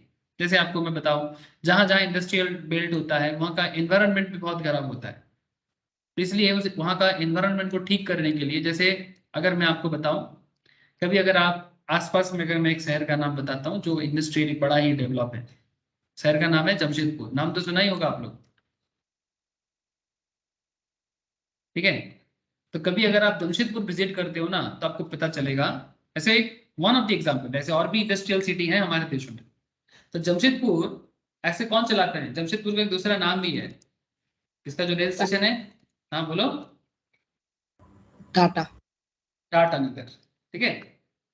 तो एक तो देखो, जमशेदपुर नाम किससे आया, जमशेद जी टाटा से आया, ठीक है, तो नाम भी शहर का जमशेद जी के नाम पे है, और टाटा फैमिली के नाम पे टाटा इसका दूसरा नाम है, टाटा नगर। अब कभी भी अगर आप विजिट करते हो ना टाटा नगर, चारों तरफ टाटा का अलग अलग प्लांट आपको नजर आएगा। और कभी अगर आप विंटर सीजन में जाते हो, सुबह सुबह, मैं बचपन में कभी खेलने के लिए जाया करता था कुछ टूर्नामेंट के लिए, तो मुझे थोड़ा याद आया इसलिए। तो उस टाइम पे क्या था कि सर एकदम मतलब सुबह सुबह जाओगे ना, पूरा आंख में ना पानी आएगा, क्योंकि इतना पोल्यूशन है, तो स्पेशली विंटर सीजन में। तो टाटा क्या करता है सर, पूरा जमशेदपुर को उसको खुद ही मेंटेन करता है। ऐसे तो जमशेदपुर झारखंड का पार्ट है, तो झारखंड डेवलपमेंट अथॉरिटी तो है जो ऑब्वियसली शहर में खर्चा करते हैं अर्बन डेवलपमेंट में, बट उससे ज्यादा खर्चे तो टाटा खुद करता है, क्योंकि टाटा यहाँ पर अपना ज्यादा फैक्ट्री चलाते हैं। तो क्योंकि वो फैक्ट्री ज्यादा चलाते हैं, तो इसलिए वो कॉलेज भी बनाते हैं, जगह में रोड भी बनाते हैं, इवन तो कुछ मैक्सिमम एरिया में, मतलब ऑलमोस्ट, कैंसर का हाँ काफी सारा, वो तो कैंसर हॉस्पिटल तो बॉम्बे में है, टाटा कैंसर रिसर्च जो आप बता रहे हो सर, जमशेदपुर में है कि नहीं मुझे नहीं पता, बट जमशेदपुर में भी अच्छा अच्छा हॉस्पिटल्स है जो टाटा खुद चलाते हैं, और काफी लो कॉस्ट और मिनिमम बिना खर्चा का भी चलाते हैं। और ये देखो सर, ये अगर कभी विजिट करोगे ना, अलग अलग जगह में रोड बनाना, पार्क बना के रखना, टाटा खुद अपने पैसे से करता है, ठीक है। और नॉट जस्ट इन जमशेदपुर में, कोलकाता में भी करता है, बहुत सारे जगह में जहां जहां टाटा है वहां वहां करता है, ठीक है। तो टाटा से सीखना चाहिए एक्चुअली। एक इंटरेस्टिंग फैक्ट बताऊं आपको, ये जो कॉर्पोरेट सोशल रिस्पॉन्सिबिलिटी का पॉइंट आप लोगों ने अभी पढ़ा ना sir, corporate social responsibilities companies act में तो बाद में आया, कंपनीज एक्ट में तो बाद में आया, कंपनीज एक्ट इसको डालने से पहले टाटा ने इसको ऐसे ही डाल दिया था। एक्चुअली टाटा को देख के ही गवर्नमेंट को लगा कि भाई देश के लिए बिजनेस तो डेवलप करना है, तो बिजनेसमैन का रिस्पॉन्सिबिलिटीज को होना चाहिए कि वो अपनी सोसाइटी के लिए कुछ वापस करे, ठीक है। तो टाटा तो ऐसे ही करता है, मतलब जब लॉ नहीं था तब भी करता था, और आज तो लॉ है, टाटा ऐसे भी कर रहा है, 2% से ज्यादा ही करता है, ठीक है। और भी कंपनी है ऐसे, और एक जिनका नाम मुझे याद आया, आप शायद नाम सुनोगे, he is also very famous businessman, Azim Prem ji, Wipro का फाउंडर है सर, विप्रो जानते हो ना आप लोग, ठीक है। अभी उसका बेटा संभालते हैं, काफी एज भी हो गया अजीम प्रेम जी का। अजीम प्रेम जी सर अपने इनकम टोटल वर्थ का, नेट वर्थ का 75% तो डोनेट ही कर दिया, 75% डोनेट कर दिया, और उसका मेन फंक्शन है एजुकेशन, स्पेशली साउथ इंडिया में चलता है उनका ज्यादातर फाउंडिंग कॉन्सेप्ट। तो what ever, just for your understanding मैंने आपको थोड़ा कहानी भी सुना दी, चलो कोई बात नहीं, आगे बढ़े सर।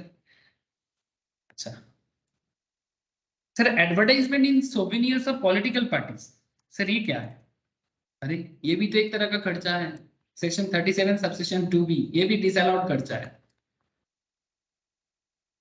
पॉलिटिकल पार्टी में बिजनेसमैन जो सोवेनियर में एडवर्टाइजमेंट करता है, any deduction on account of advertisement expense representing contribution made by any person carrying on business or profession in computing the profit and gain of the business or profession, it has been specifically been provided that these provisions for disallowance would be applied notwithstanding anything with the contrary content in section 37 subsection 1. ये 37 subsection 1 के साथ नहीं है, 37 subsection 2 भी है। In other word simple याद इतना रखना sir, expenditure representing contributions for political purpose would become disallowable even in those cases where the expenditure is otherwise incurred by the assessee in his character as a trader and the amount is wholly and exclusively incurred for the purpose of the business. भले ही आप political party को donate कर रहे हो और वो भी आप अपने बिजनेस के लिए कर रहे हो, ठीक है, ताकि आप पॉलिटिकली कनेक्टेड रहोगे, तो पॉलिटिकल कनेक्शन कनेक्टिविटी बना के लिए आपने खर्चा किया। ऐसा करते हैं, काफी लोग करते हैं, है ना, क्योंकि पॉलिटिकल बैकिंग का जरूरत पड़ता है। स्पेशली जो लेबर लोग होते हैं ना, यूनियन चलाते हैं, है ना, तो लेबर यूनियन को भी पॉलिटिकल बैकअप होता है। तो हर जगह में पॉलिटिक्स तो सर ये हमारे देश में है ही, है ना। तो आप खर्चा करवाते हो, आप एज ए बिजनेसमैन खर्चा दे रहे हो ताकि आपका बिजनेस को पॉलिटिकल पार्टी हमेशा बैक करे, ठीक है। लेकिन ये जो खर्चा आप करते हो ना, ये खर्चा आपको डिसअलाउड है, ठीक है। तो ये सिंपल बोला sir, taxpayers would not be entitled to any deduction in respect of expenses incurred by him on advertisement in any souvenir, brochure, tract or like published by any political party, whether it is registered with the Election Commission of India or not. मतलब भले ही political party election commission of India में registered हो या ना हो, फर्क नहीं पड़ता, ठीक है, आपका खर्चा अलाउड नहीं करेगा। आई थिंक सेक्शन 37 का एरिया आपको क्लियर है, ठीक है। ये जो दो छोटा छोटा सेक्शन यहाँ पर आप देख रहे थे जनरल में, 37 subsection 1 as well as 37 subsection 2 इसके रिगार्डिंग मैंने आपको एग्जांपल्स भी बताया और आपने इसका सेक्शंस को भी अच्छे से समझा होगा। अब मैं आपके साथ बात करने जा रहा हूँ सर अमाउंट्स नॉट डिडक्टेबल में, जिसमें सेक्शन 40 सबसेक्शन ए क्लॉज 1, ठीक है, section 40 subsection A clause 1A, section 40 subsection A clause 2, clause 3 and clause 5, ठीक है। और एलएलपी एंड पार्टनरशिप नाम का भी एक बहुत इंपॉर्टेंट एरिया है, सो ध्यान से सुनते रहो अगला कुछ टाइम। सेक्शन 40 के नाम सर बोलो, कनेक्ट हो रहा है कि नहीं हो रहा है? मैं समझ सकता हूं कि हम लोग थोड़ा गहराई में आ चुके हैं, लेकिन अब डुबकी जब लगा दिए तो तैरना तो पड़ेगा ना सर, अब यहाँ से भाग नहीं सकते। क्या बोलते हो? हम लोग पीजीबीवी में डुबकी लगा चुके हैं सर, अब पीजीबीवी में डुबकी लगा के अभी तैरना तो पड़ेगा, ठीक है। अब इससे हम लोग बाहर निकलने का कोशिश करेंगे तो डूब जाएंगे। अगर किसी के मन में चल रहा है सर इतना सारा सेक्शंस कैसे याद रखे, हाँ हम तो डूब ही गए सर, अभी वो सब याद करने का टाइम नहीं है, अब तैरने का टाइम है, तैरो। फिर किस छोर में जाके गिरोगे बाद में विचार कर लेना। सेक्शन 40 इनएडमिसिबल डिडक्शंस, इनएडमिसिबल, ठीक है, डिडक्शंस, ठीक है। मतलब by dividing the assessee into the distinct group, the section places absolute restraint on the deductibility of certain expenses. कुछ एक्सपेंस को माइनस करने से रोकता है सेक्शन 40 कि जिसको आप बिजनेस में माइनस नहीं कर सकते, उसके बारे में डायरेक्टली बताएं, उसके बारे में डायरेक्टली बताएं। Amounts not deductible, I think समझ में आ रहा है बात। सर देखो सेक्शन 30 से लेकर 36 का एरिया क्या बात किया था आपको, प्लीज टेल मी। सेक्शन 30 से लेकर 36 आपको क्या बोला था, ये क्या क्या पॉइंट था 30 से लेकर 36? Admissible deductions, okay. सो 30 से लेकर 36 और बीच में थोड़ा 37 का बात कर लिया हम लोग, ठीक है। अब मैं आपको बोल रहा हूं कि सेक्शन 40 से जो चालू हो रहा है आपके सामने, ये किस में मैटर में बात करता है, अमाउंट्स नॉट डिडक्टेबल के बारे में बात करता है, जिसे आप बिजनेस का खर्चा के हिसाब से नहीं दिखा सकते। अब पूरा ये पॉइंट ऑफ व्यू के साथ आपको सेक्शन 40 का जो चर्चा हम लोग चालू कर रहे हैं इसको समझना है। अमाउंट्स नॉट डिडक्टेबल या फिर इनएडमिसिबल डिडक्शंस, एक ही नाम। देखो सर एग्जाम में आपको ना लैंग्वेज कुछ भी बोल सकते हैं, या अभी ये भी लैंग्वेज यूज कर सकते हैं, इनएडमिसिबल डिडक्शंस, ये भी बोल सकते हैं मतलब नॉट डिडक्टेबल, ठीक है। तो आपको हर तरह का कॉन्सेप्ट को कनेक्ट करना पड़ेगा। अब चलो देखते हैं कि क्या है इसके अंदर, ऐसा क्या छुपा हुआ है सेक्शन 40 के अंदर। In the case of any assessee the following expenses are not deductible. Section 40 subsection A clause 1। Sir क्या है ये? Any interest, royalty fee for technical service, other sum chargeable under this act which is payable outside India. Bharat के बाहर भी किसी भी तरह का interest, royalty, fees, technical services pay करो। इन इंडिया अगर आप इंडिया के अंदर भी कर रहे हो टू ए नॉन रेजिडेंट, या तो इंडिया के अंदर पे करते हो बट किसी नॉन रेजिडेंट को पे करते हो, या फिर किसी नॉन कॉर्पोरेट और टू ए फॉरेन कंपनी को पे करते हो। क्या पे करते हो सर? इंटरेस्ट पे करते हो, रॉयल्टी पे करते हो, फीस पे करते हो, टेक्निकल सर्विस का खर्चा पे करते हो। या तो आप भारत के बाहर पे कर रहे हो या फिर भारत के अंदर बट किसी नॉन रेजिडेंट को। रेजिडेंशियल स्टेटस बहुत ही वाइटल, मैं बहुत लोगों को ऑलरेडी बोल दिया सर, आप लोग रेडी रहना, रेजिडेंशियल स्टेटस पे टेस्ट होने वाला है। मैं थर्सडे कुछ लोगों को बोला कि residential status and basics of income tax में टेस्ट होगा। सो जो लोग थर्सडे देना चाहोगे चाहे ऑनलाइन में दो या ऑफलाइन में आके दो, ठीक है। और कुछ लोग जिनको थर्सडे नहीं बोला वो किसी और दिन आके टेस्ट दे के जाना, ठीक है। मैं डेट बोल दूंगा सर, ठीक है, जिनको मैं नहीं बोला अभी तक वो बेसिक्स और रेसिडेंशियल स्टेटस रेडी कर ले। प्लेलिस्ट अगर नहीं है तो मुझे पूछे, basics of income tax and residential status, ठीक है। और मैं उस दिन क्वेश्चन आंसर डिस्कस और डाउट सेशंस भी लूंगा, मतलब समझा भी दूंगा जो भी डाउट रहे, ठीक है सर। फिलहाल पढ़ लो पीजीपीपी। अच्छा, so any interest, royalty, fees for technical service, other sum chargeable under this act which is payable outside India or in India to a non-resident, to a non-corporate or to a foreign company, on which tax is deductible at source, जिसमें आप TDS काटते हो, ध्यान से सुनना बात को, on which tax is deductible at source, मतलब आप TDS काट के दे रहे हो चैप्टर 17B के तहत, and such tax has not been deducted or after deduction has not been paid, या तो आपने TDS काटा या फिर अगर TDS काटा, ध्यान से सुनना, tax deductible at source under chapter 15B and such tax has not been deducted, मतलब आपको काटना चाहिए था बट आपने TDS नहीं काटा, मतलब बिना TDS काटे हुए इंडिया के बाहर कोई पेमेंट अगर आप करते हो, बहुत सिंपल बात है सर, इंडिया के बाहर किसी को भी पेमेंट कर रहे हो अगर विदाउट TDS करते हो तो फिर वो अमाउंट आपको कभी भी माइनस करने का मौका नहीं मिलेगा, क्योंकि सरकार का बड़ा सिंपल बात है। TDS क्या होता है? फिर ये TDS का चर्चा हम लोग इनकम टैक्स में करते हैं। कहाँ करते हैं इनकम टैक्स में?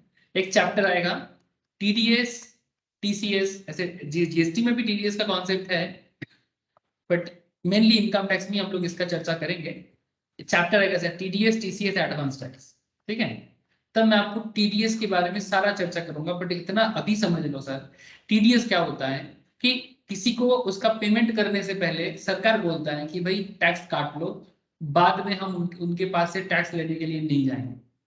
सैलरी पे करना है, कमीशन पे करना है, ठीक है, किसी भी तरह का फीस पे करना है, पेमेंट करने से पहले TDS काट के सरकार के घर में जमा करना।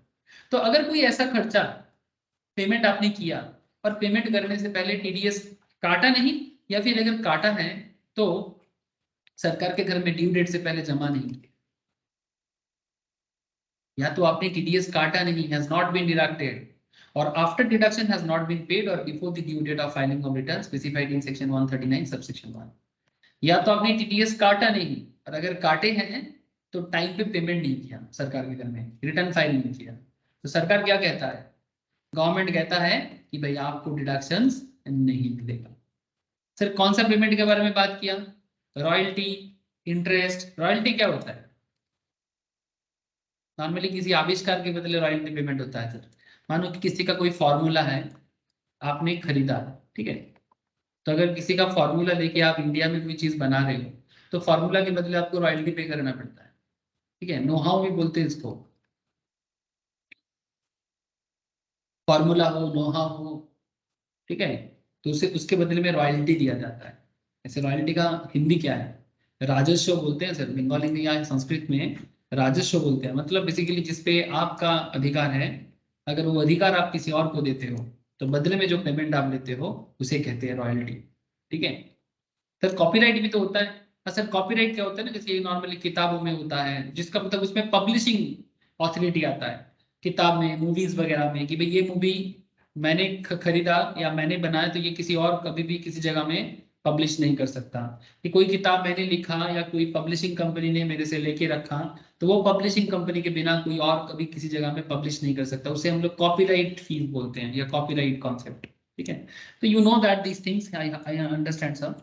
तो सेक्शन 40 सबसेक्शन ए क्लॉज 1 ये आपको नॉट डिडक्टेबल में एक अच्छा पॉइंट था। अच्छा सेक्शन 40A1A, ठीक है, ये भी एक इंपॉर्टेंट एरिया है, जान ले लो। Section 40 subsection A clause 1 A provides that 30% of any sum payable to a resident, resident मतलब रेसिडेंशियल स्टेटस के हिसाब से resident, on which TDS at source under chapter 17B shall be disallowed if such tax has not been deducted, या तो आपने TDS नहीं काटा, और similar point such tax after deduction has not been paid or before the due date of specified, मतलब अगर resident को भी पेमेंट करते हो, मतलब जो भारत के रेसिडेंट है, ठीक है, एज पर residential status of income tax section 6 subsection 1 section 6 subsection 2, ठीक है, इस तरह का काफी डिटेल्स डिस्कशन हम लोग रेसिडेंशियल स्टेटस पे करते हैं। एज पर रेसिडेंशियल स्टेटस अगर वो इंडिया का रेसिडेंट है, अगर उसको कोई पेमेंट आप करते हो 30% of any sum payable to a resident, मतलब टोटल अमाउंट का अगर 30% भी पेमेंट करते हो तो टीडीएस काट के करो, और अगर टीडीएस नहीं काटा तो भी आप उसको अपना खर्चा नहीं दिखा सकते, और अगर आपने टीडीएस काट लिया और टाइम पे रिटर्न फाइल नहीं किया तो भी आप उसको बिजनेस का खर्चा नहीं दिखा सकते, भले ही आपका वो ओरिजिनल खर्चा दिख रहा है बट फिर भी आप देने में नाकाम रहोगे। आगे आगे मैं आपको कुछ एग्जाम्पल कराऊंगा तो आपको और क्लैरिटी हो जाएगा sir.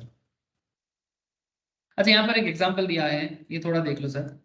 Tax on royalty paid to mister A, resident has been deducted during the previous year 2022-23, मतलब royalty, tax on royalty paid में टैक्स आपने काटा, the same has to be paid by 31 July और 31 अक्टूबर, मतलब अगर normal individual के case में 31 July, और अगर जिसका ऑडिट होता है उसके लिए 31 अक्टूबर, तो आपको टैक्स पे करना चाहिए एज द केस में। Otherwise 30% of the royalty paid would be disallowed in computing the income of assessment year 23-24 if in respect of such royalty tax deducted during previous year 22-23 has been paid after 31st July or 31st October 2023. 30% of such royalty would be disallowed as deduction in the year of payment. मतलब बात थोड़ा simple है, अगर आप time पे payment नहीं करते, ठीक है, मतलब आपने टीडीएस काट लिया पर ड्यू डेट से पहले आपने रिटर्न फाइल नहीं किया, जैसे कि 31 जुलाई नॉर्मल इंडिविजुअल के केस में और 31 अक्टूबर जिसका टैक्स ऑडिट होगा, ठीक है, तो अगर आपने इस डेट के बाद अगर आप टीडीएस जमा करते हो, ठीक है, तो आप इतना समझ लो कि जो रॉयल्टी का अमाउंट आपने पे किया, भले ही आपने उसने टीडीएस काट के रखा, ठीक है, हो सकता है अमाउंट 10,000 हो सकता है अमाउंट 20,000 हो, वॉट एवर भी दिया अमाउंट, आपका बिजनेस का खर्चा था, बट आप उसे मतलब खर्चा के हिसाब से रिड्यूस नहीं कर पाओगे, ठीक है। तो आगे क्वेश्चन के अंदर भी आपको इस तरह का काफी डिटेल्स डिस्कशंस आपको मिलेगा। और एक बात आपको मैं बार बार बोल रहा हूँ कि ये जो भी मैं आपके साथ एडवांस डिडक्शंस टीडीएस के बारे में बात कर रहा हूँ ना सर, इसका मैं डिटेल्स चर्चा आपके साथ कर पाऊंगा TDS, TCS and advance tax chapter में, तो आपको टीडीएस रिलेटेड मैटर में और अच्छे से समझ में आ जाएगा।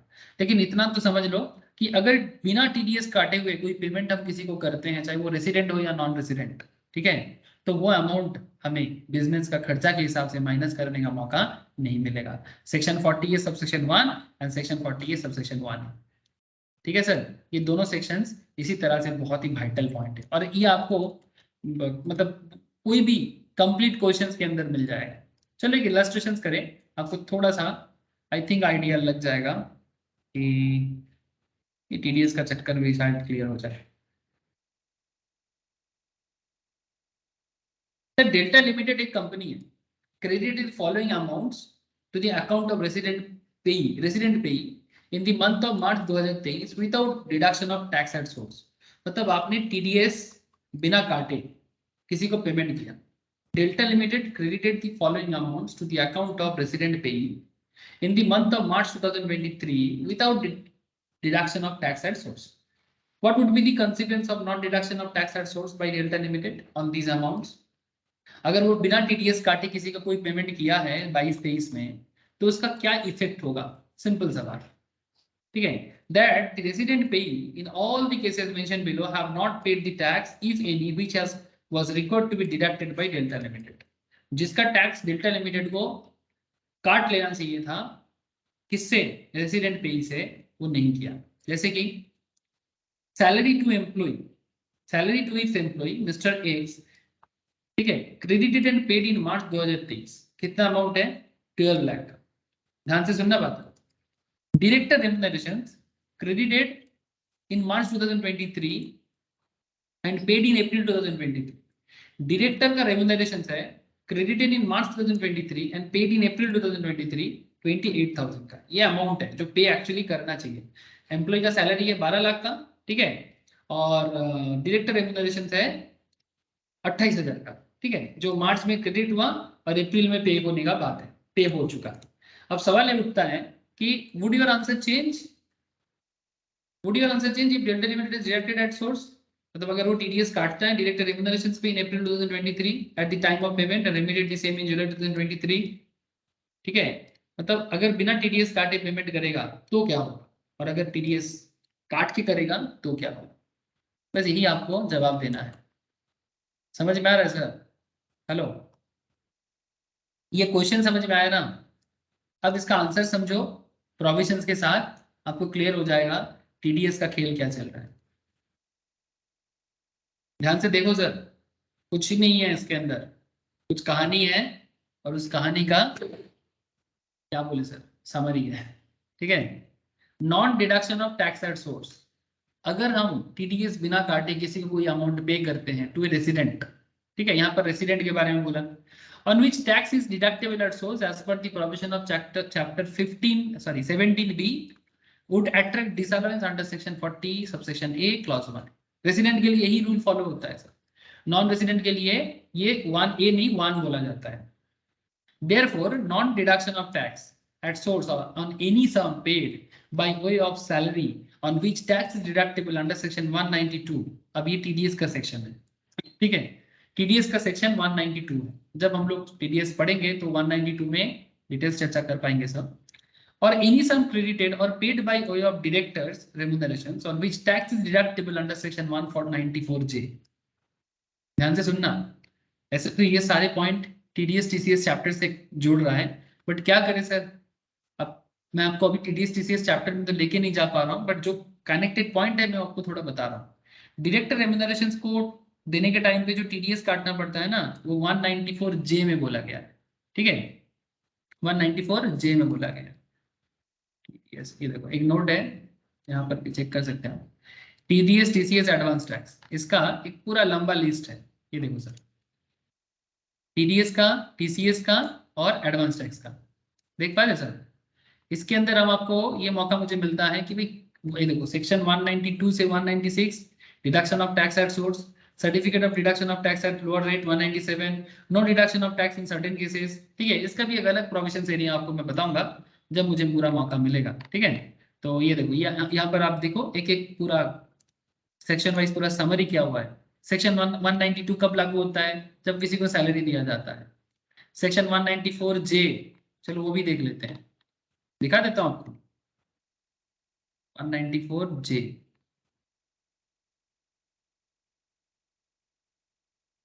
जे निकल गया क्या? GH, जे पहले आता है कि H?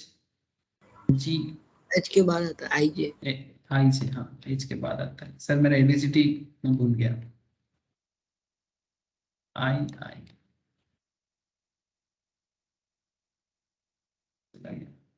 ये आ गया सर, ये रहा, ये देखो, फीस फॉर प्रोफेशनल और टेक्निकल सर्विस, रॉयल्टी और नॉन कम्पीट फीस, डायरेक्टर रेम्यूनरेशंस, ये सब केस में 194 जी आपके लिए मिलता है। Greater than 30,000 in financial year for each category of income, however the limit does not apply in case of payment made to a director of a company, ठीक है। अब छोड़ो, मैं भी TDS चैप्टर में नहीं आना चाहता, ठीक है, बस आपको मैं बताया कि भाई ये जो भी बात कर रहे हैं ना, ये सब जुड़े हुए कनेक्टेड पॉइंट से जुड़ा हुआ पॉइंट है, तो इसीलिए बोलना पड़ रहा है सर, ठीक है।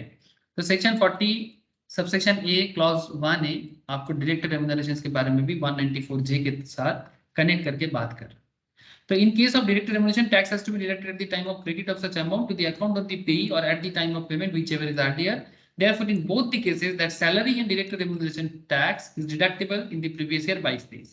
Since salary was paid in that year and direct remuneration was credited in that year, therefore the amount to be disallowed under section 40A subsection 1A while computing business income for assessment year as follows. Now, question is that, sir, कितना amount disallowed होगा, है ना? It's a big question. कितना amount हम लोग disallowed करेंगे, जो हमारा मेन पॉइंट था जिसमें एक्चुअली हमें बात करना था। तो सर मैक्सिमम में कितना अलाउड डिसअलाउड करेगा बोले तो, सैलरी पे करना था और जिसमें TDS करना चाहिए था 192 के तहत, जिसका अमाउंट था 12 लाख का। डायरेक्टर रेम्यूनरेशंस टोटल अमाउंट था 28,000 का, इसमें TDS हमें माइनस करना चाहिए। लेकिन हमारा लिमिट कितना है 30% का। लिमिट कितना है हमारा डिसअलाउंस है 30%, मतलब हम 30% तक मेरा डिसअलाउड हो जाएगा, बाकी अलाउड कर सकता है। 12 लाख का 3,60,000 मेरा डिसअलाउड खर्चा हो जाएगा, मतलब ये मेरा एक्चुअल खर्चा है। आप सोचो कि आप किसी को सैलरी देते हो, आप किसी को रेम्युनरेशन पे करते हो डायरेक्टर को, तो ये तो आपका एकदम एकदम एकदम पक्का पक्का खर्चा है बिजनेस का। बट फिर भी सेक्शन 40A सबसेक्शन 1A के तहत अगर आपने TDS नहीं काटा और पेमेंट कर दिया तो आपका पूरा खर्चा डिसअलाउड नहीं होगा, 30% तक तो डिसअलाउड हो जाएगा, जो मैंने आपको अभी अभी पढ़ाया। क्या बोलते हैं section 40 subsection A clause 1A, important है, बहुत इंपॉर्टेंट पॉइंट है सर, ध्यान रखना। छोटा सा पॉइंट है बट बहुत वाइटल है, छोटा सा पॉइंट है बट बहुत वाइटल है। Section 40 subsection A clause 1A provides that 30% of any sum payable to a resident on which tax is deductible at source under chapter 15B shall be disallowed if such tax has not been deducted or such tax after deduction has not been paid on or before the due date specified in section 139 subsection 1 के तहत। तो 30% तक आपको disallowed कर देगा। तो जितना आपका टोटल अमाउंट था उसका 30% डिसअलाउड होके, तो 12 लाख का 30% हो जाता है 3,60,000 और 28,000 का 30% हो जाता है 8,400। तो कुल मिला के as per section 40 subsection A clause 1A कितना अमाउंट डिसअलाउड होता है सर? 3,68,400। ये होगा आंसर। बोलो सर, कोई डाउट? अब इसमें और एक चीज पूछा था, इसमें और एक चीज पूछा था कि अगर, क्या क्वेश्चन में पूछा था सर कि क्या आपका जवाब चेंज हो जाएगा? Would your answer change if Delta Limited has deducted tax on director remuneration in April 2023 at the time of payment and remitted the same in July 2023? मतलब सरकार के घर में भी जमा कर लेता है, तो क्या हमारा आंसर में कितना बदल होता? हाँ sir, if the tax is deducted on director remuneration in the next year, that is previous year 23-24, at the time of payment and remitted to the government, the amount of 8,400 would be allowed as deductions।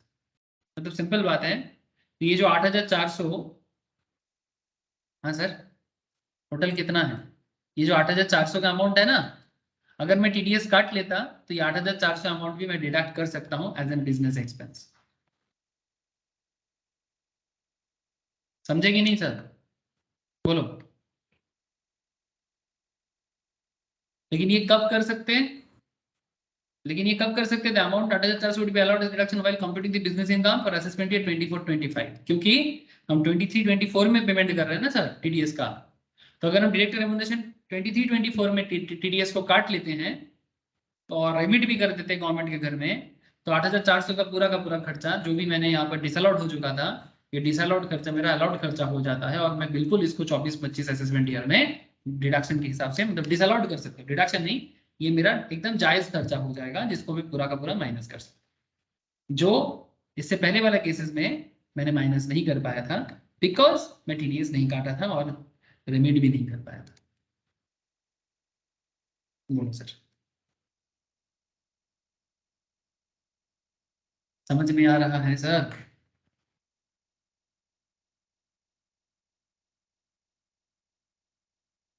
Sir बहुत बारीक discussion हो रहा है, 3 line पे discuss कर रहा हूँ। आप लोग प्लीज मुझे बताइए कि आप लोग कनेक्ट कर पा रहे हो सर? मैं समझ सकता हूँ कि थोड़ा आपका दिमाग लग रहा होगा कि सर कुछ ज्यादा डेप्थ का बात हो रहा है, लेकिन सर डेप्थ कुछ नहीं है। बड़ा क्वेश्चन के अंदर आपको अचानक से एक जोड़ के ऐसा जवाब पूछ लेगा, तब आप क्या बोलोगे? ষাটটা बोलो না सर, করা কাউন্টেড টু कौनटा 3,60,000 ডিডাকশন না দেওয়ার কারণটা 3,60,000? अरे हमें ये करी नहीं तो TDS काटी नहीं तो ও আচ্ছা TDS 40A सबसेक्शन 1 क्या कहता है कि अगर तुमने TDS नहीं काटा और सरकार के घर में जमा भी नहीं किया, अगर ऐसे सिचुएशंस है तो तुमको डिडक्शन नहीं मिलेगा। Delta Limited credited the following amounts to the amount of resident payee in the month of March 2023 without deductions of tax at source। तुमने TDS काटा ही नहीं, बिना TDS का तुमने पेमेंट कर दिया। और उसमें 2 पॉइंट था फाइनेंशियल ईयर 22-23 में। एक, तुमने मिस्टर एक्स का जो एम्प्लॉय है उसका सैलरी था 12 लाख का, तुमने सैलरी तो पे कर दिया पर TDS नहीं काटा। और डायरेक्टर रेम्यूनरेशन था 28,000 का, जो क्रेडिटेड हो चुका है 2023 में और पे हुआ है अप्रैल 2023 में, मार्च के बाद अप्रैल में क्रेडिट हुआ, पे हुआ है, उसमें भी आपने टीडीएस नहीं काटा। तो बिना टीडीएस काटोगे तो फिर क्या करेगा?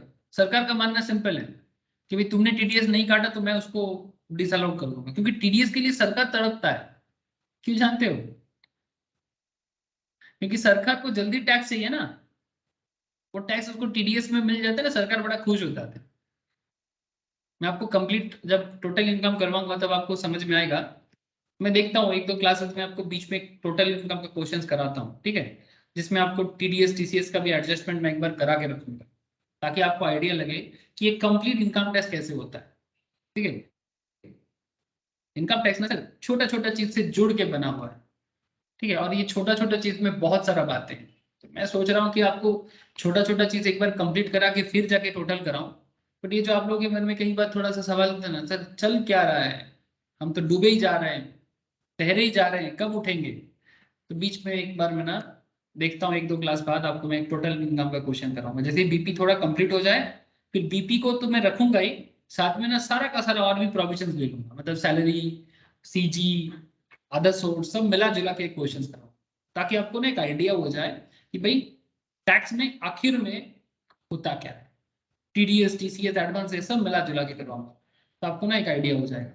एक क्वेश्चन काफी है, फिर बाद में प्रैक्टिस करेंगे और, ठीक है। ओके सर, सर आगे बढ़े, बोलो।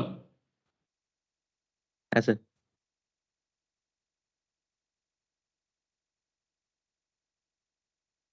ये देखो सर, ये सब चीज में केस बना हुआ है, ठीक है। ये जो disallowance of any sum paid to resident at any time during the previous year without deductions, ठीक है, ये इसका भी केस बना हुआ है। ये देखो 40A सबसेक्शन ए क्लॉज 1A का, सर्कुलर नंबर 10 2013, 16 दिसंबर 2013 का केस है।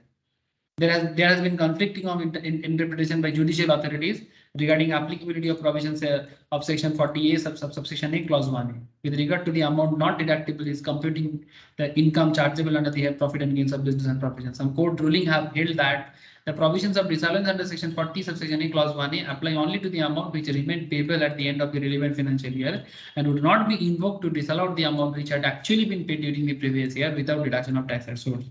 तो बाद में इसका डिपार्टमेंटल व्यू आया, सीबीडीटी ने बाद में बताया, मतलब कोर्ट अपने हिसाब से बताया था, ठीक है। तो कोर्ट बाद में सीबीडीटी मतलब central board of direct tax मतलब इनकम टैक्स डिपार्टमेंट का जो अथॉरिटी है, the provisions of section 40 subsection A clause 1A would never cover not only the amounts which are payable as on 31st March of a previous year, but also amounts which are payable at the time of during the year. The statutory provisions are amply clear, and in the context of section 40A subsection 1A, the term payable would include amount which are paid during the previous year. The term payable का मतलब क्या बताया? Amount which are paid during the previous year, जो during previous year में पे करना चाहिए था पर पे नहीं हुआ है, something like that. The circular has further clarified that when any High Court decide an issue contrary to the above departmental view, the departmental view shall not be operative in the area following the jurisdiction of the relevant High Court.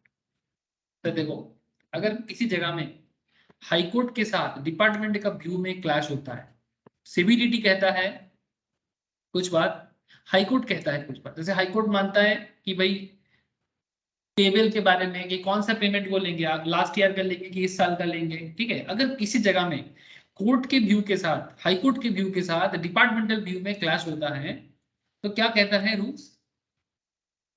The departmental view shall not be operative in the area falling in the jurisdiction of the relevant high court. मानो Kolkata high court और CBDT, ठीक है, इनके बीच में clash चल रहा है। Kolkata high court matter को जिस तरह से एसेस कर रहा है, सीबीडीटी ठीक उसका उल्टा एसेस कर रहा है, मतलब कहीं ना कहीं थोड़ा कॉन्ट्ररी हो रहा है, ठीक है, कंफ्लिक्ट हो रहा है। तो ऐसे सिचुएशंस में सीबीडीटी क्या कहता है, इनकम टैक्स डिपार्टमेंट क्या बोलता है कि ऑन दैट जुरिस्डिक्शन एरिया, मतलब जिस एरिया में कोलकाता हाई कोर्ट प्रैक्टिस करता है उस एरिया में डिपार्टमेंटल व्यू को अप्लाई ना किया जाए। तो इसका मतलब ये नहीं कि कोलकाता में अप्लाई नहीं होगा, इसका मतलब ये नहीं कि मुंबई में अप्लाई नहीं होगा, मुंबई में हो सकता है, इलाहाबाद में हो सकता है, डिपेंड करता है, ठीक है। तो किसी पर्टिकुलर हाईकोर्ट में अगर प्रॉब्लम है तो उस हाईकोर्ट एरिया के साथ आपको बेसिकली समझना पड़ेगा। तो यही बात यहाँ पर थोड़ा सा क्लैरिफिकेशन किया है कि अगर कहीं पर भी डिपार्टमेंटल व्यू और हाईकोर्ट के ऑर्डर में क्लास चलता है तो उस डिपार्टमेंटल व्यू को हाईकोर्ट जुरिसडिक्शन अथॉरिटी में यूज ना किया जाए। चलिए और एक क्वेश्चन करो सर, आप लोगों के लिए थोड़ा अच्छा लगेगा। During the financial year 22-23, the following payments or expenditures were made incurred by Mr. Raja. Mr. Raja, a resident individual. Sir Raja राज करेगा क्या? Whose turnover during the year ended 31st March 2022 was 99 lakh. 99 lakh, काफी अच्छा कमाया sir, 100 lakh होते होते। तो financial year 22-23 में कुछ पेमेंट और एक्सपेंडिचर राजा ने किया, जो एक रेसिडेंट इंडिविजुअल है जिसका टर्नओवर 99 लाख का रहा है 31/3/2022 तक year ended. Interest of 45,000 was paid to Rahman and company. 45,000 Rahman and company को इंटरेस्ट दिया, जो एक रेसिडेंट पार्टनरशिप फर्म है, without deduction of tax at source. ध्यान से सुनना। 10 lakh was paid, 10 lakh was paid as a salary to a resident individual without deductions of tax at source. बढ़िया है। Commission of rupees 16,000 was paid to Mr. Vidyasagar, a resident of 2/7/22 of 2nd of July 2022 without deduction of tax at source. अरे भाई, किसी का इतना सारा payment किए, commission payment किए, इंटरेस्ट पेमेंट किए, सैलरी पेमेंट किए, हर जगह में टीडीएस नहीं काटा, ये क्या बात हुआ सर? हाँ, आपको बताया जा रहा है। अब ये बता दो sir, briefly discuss whether any disallowance arises under the provisions of section 40 subsection A clause 1A of the Income Tax Act 1961, assuming that payees in all the cases mentioned above have not paid the tax, if any, which was required to be deducted by Mr. Raja. मतलब यही assumptions है कि जो mister राजा को deduct करना चाहिए था पेई से, किसी भी जगह में पेई ने उसको डिडक्ट नहीं किया। तो आपका जवाब क्या होने वाला है सर? अब अगेन ये थोड़ा सा क्या हुआ, प्रोविजन बेस्ड क्वेश्चन है, ये कैलकुलेशन बेस्ड क्वेश्चन कम है और प्रोविजन बेस्ड क्वेश्चन ज्यादा है। तो आपको ये प्रोविजंस को पहचानना है और सही गलत फाइंड आउट करना। ट्रू फॉल्स तो है नहीं, बट कई बार क्वेश्चंस में इस तरह का ट्रू फॉल्स टाइप भी दे देता है और आपका एनालिसिस भी मांग लेता है, ठीक है? या फिर आपको डायरेक्टली सारा प्रोविजन लिखना पड़ेगा।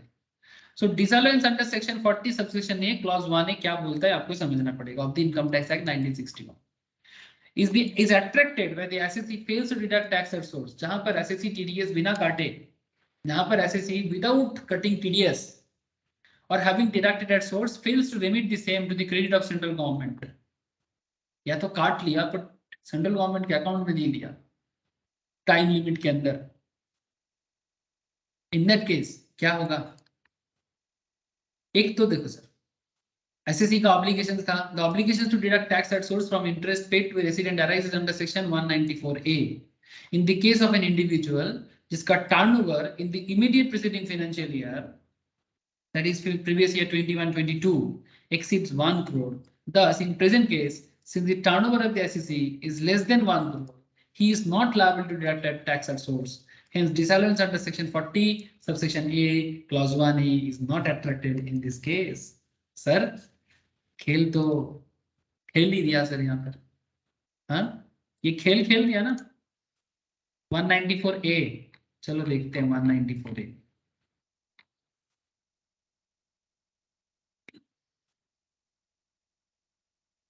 ये देखो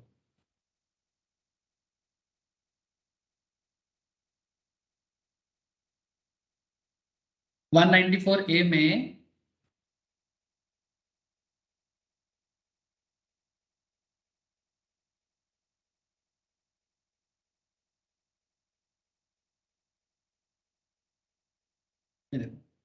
जो पेयर है उसके बारे में क्या बोला है? बिजनेस और profession do not exceed 1 crore, ठीक है, इन केस ऑफ बिजनेस और 50 lakh in case of profession during the immediately preceding the financial year, responsible for paying interest other than interest on securities. मतलब 1 करोड़ के ऊपर जाने से टीडीएस काटने का प्रावधान है 194 में। किसके लिए लगता है? Interest other than interest on securities greater than 40,000 in a financial year in case of interest created or paid by a banking company, ठीक है, paid by a banking company, cooperative society engaged in banking business, post office on any deposit under notified scheme. In all the above cases, the payee is a resident senior citizen. Tax deduction limit is greater than 50,000 or greater than 5,000 in a financial year in other cases. But एक important concept is that जो payer है sir, any person किसके लिए लागू होता है? any person other than individual or HUF whose total sales, gross receipts or turnover, ठीक है, total receipts, gross receipts or turnover or business or profession do not exceed 1 crore in case of business, ठीक है, 1 करोड़ के नीचे होना चाहिए, ठीक है। अगर 1 करोड़ क्रॉस करता है, अगर 1 करोड़ क्रॉस करता है तभी जाके टीडीएस काटना है, अदरवाइज नहीं, ठीक है। तो यहाँ पर इसीलिए अब देखो यहाँ पर टीडीएस का पॉइंट था इसलिए मैं आपको बोला, बट यहाँ पर बात कही दिया है सर, ठीक है।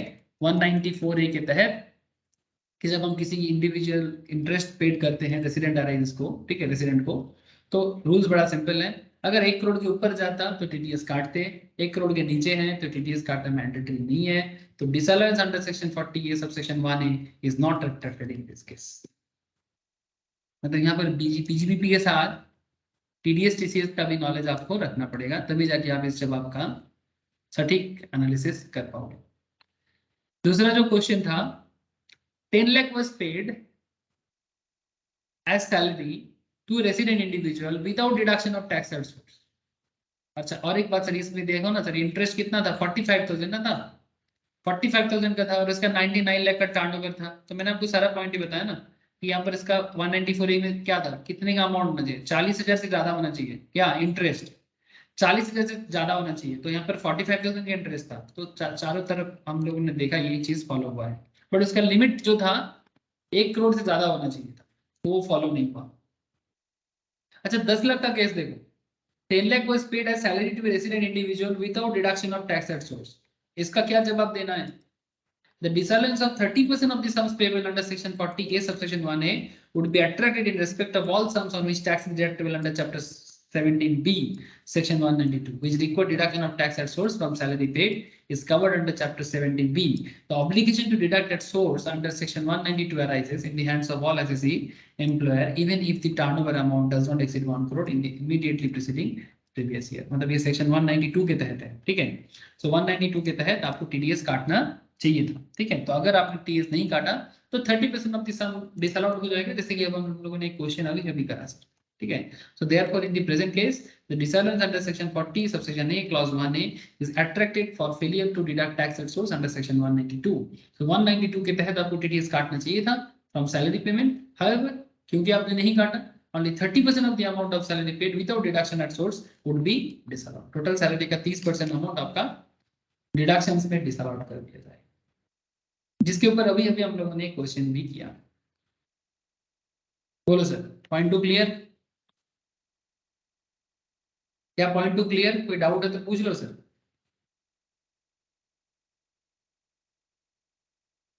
हेलो, क्या प्रॉब्लम है बोलो। हेलो सर, किसी का भी आवाज नहीं है। यस क्लियर क्लियर है ना? ठीक है, ये तो बड़ा सिंपल सा कॉन्सेप्ट था, ये अभी हम लोगों ने जो क्वेश्चन किया उसी का तो है। जैसे यहाँ पर भी बिना टीडीएस का पेमेंट किया था तो 30% डिसअलाउड कर दिया था, यहाँ पर भी वही बात करना था, तो बस आपको प्रोविजंस लिखना था और कुछ नहीं।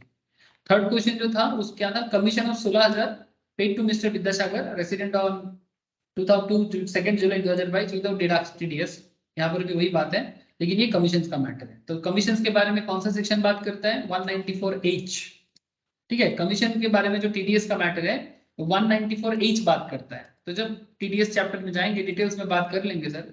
तो obligation to deduct tax at source under section 194H from commission paid in excess of 15,000, अगर 15,000 से ज्यादा किसी रेसिडेंट को आप पे करते हो एज ए कमीशन, ठीक है, in the case of an individual जिसका turnover immediate preceding previous year में 1 करोड़ को क्रॉस करता है, thus in present case since the turnover of the SSE less than 1 crore he is not liable to deduct tax at source। मतलब normally आप 15,000 से ज्यादा commission दोगे तो ऐसे तो टीडीएस के कॉन्सेप्ट आ जाता है, बट टर्नओवर भी आपका 1 करोड़ से ऊपर होना चाहिए।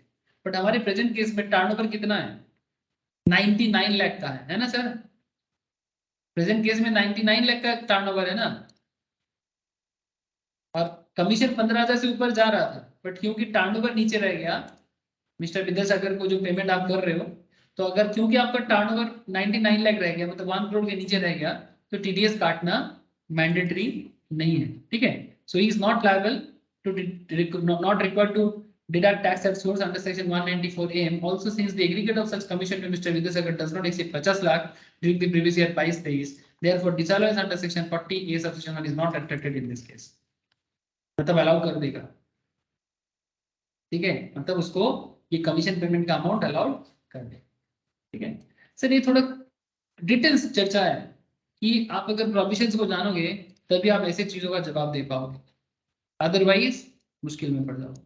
कोई बात नहीं, एक बार बाद में नोट्स में शेयर करूंगा, क्वेश्चन आंसर भी शेयर करूंगा, आप लोग खुद से भी एक बार रिवाइज जरूर करिएगा सर, तो आप देखेंगे कि आपको सारा चीज एकदम पानी बराबर लगेगा, ठीक है। कुछ नहीं है, जो फर्स्ट टाइम टैक्स पढ़े ना इतना डिटेल्स में, उसको थोड़ा लगेगा कि सर क्या चल रहा है, बट जैसे जैसे आपको थोड़ा आदत हो जाएगा ना, बस स्टोरी और कहानी क्लियर हो जाएगा, आपको ऐसे ही समझ में आ जाएगा कि भाई चल क्या रहा है, ठीक है।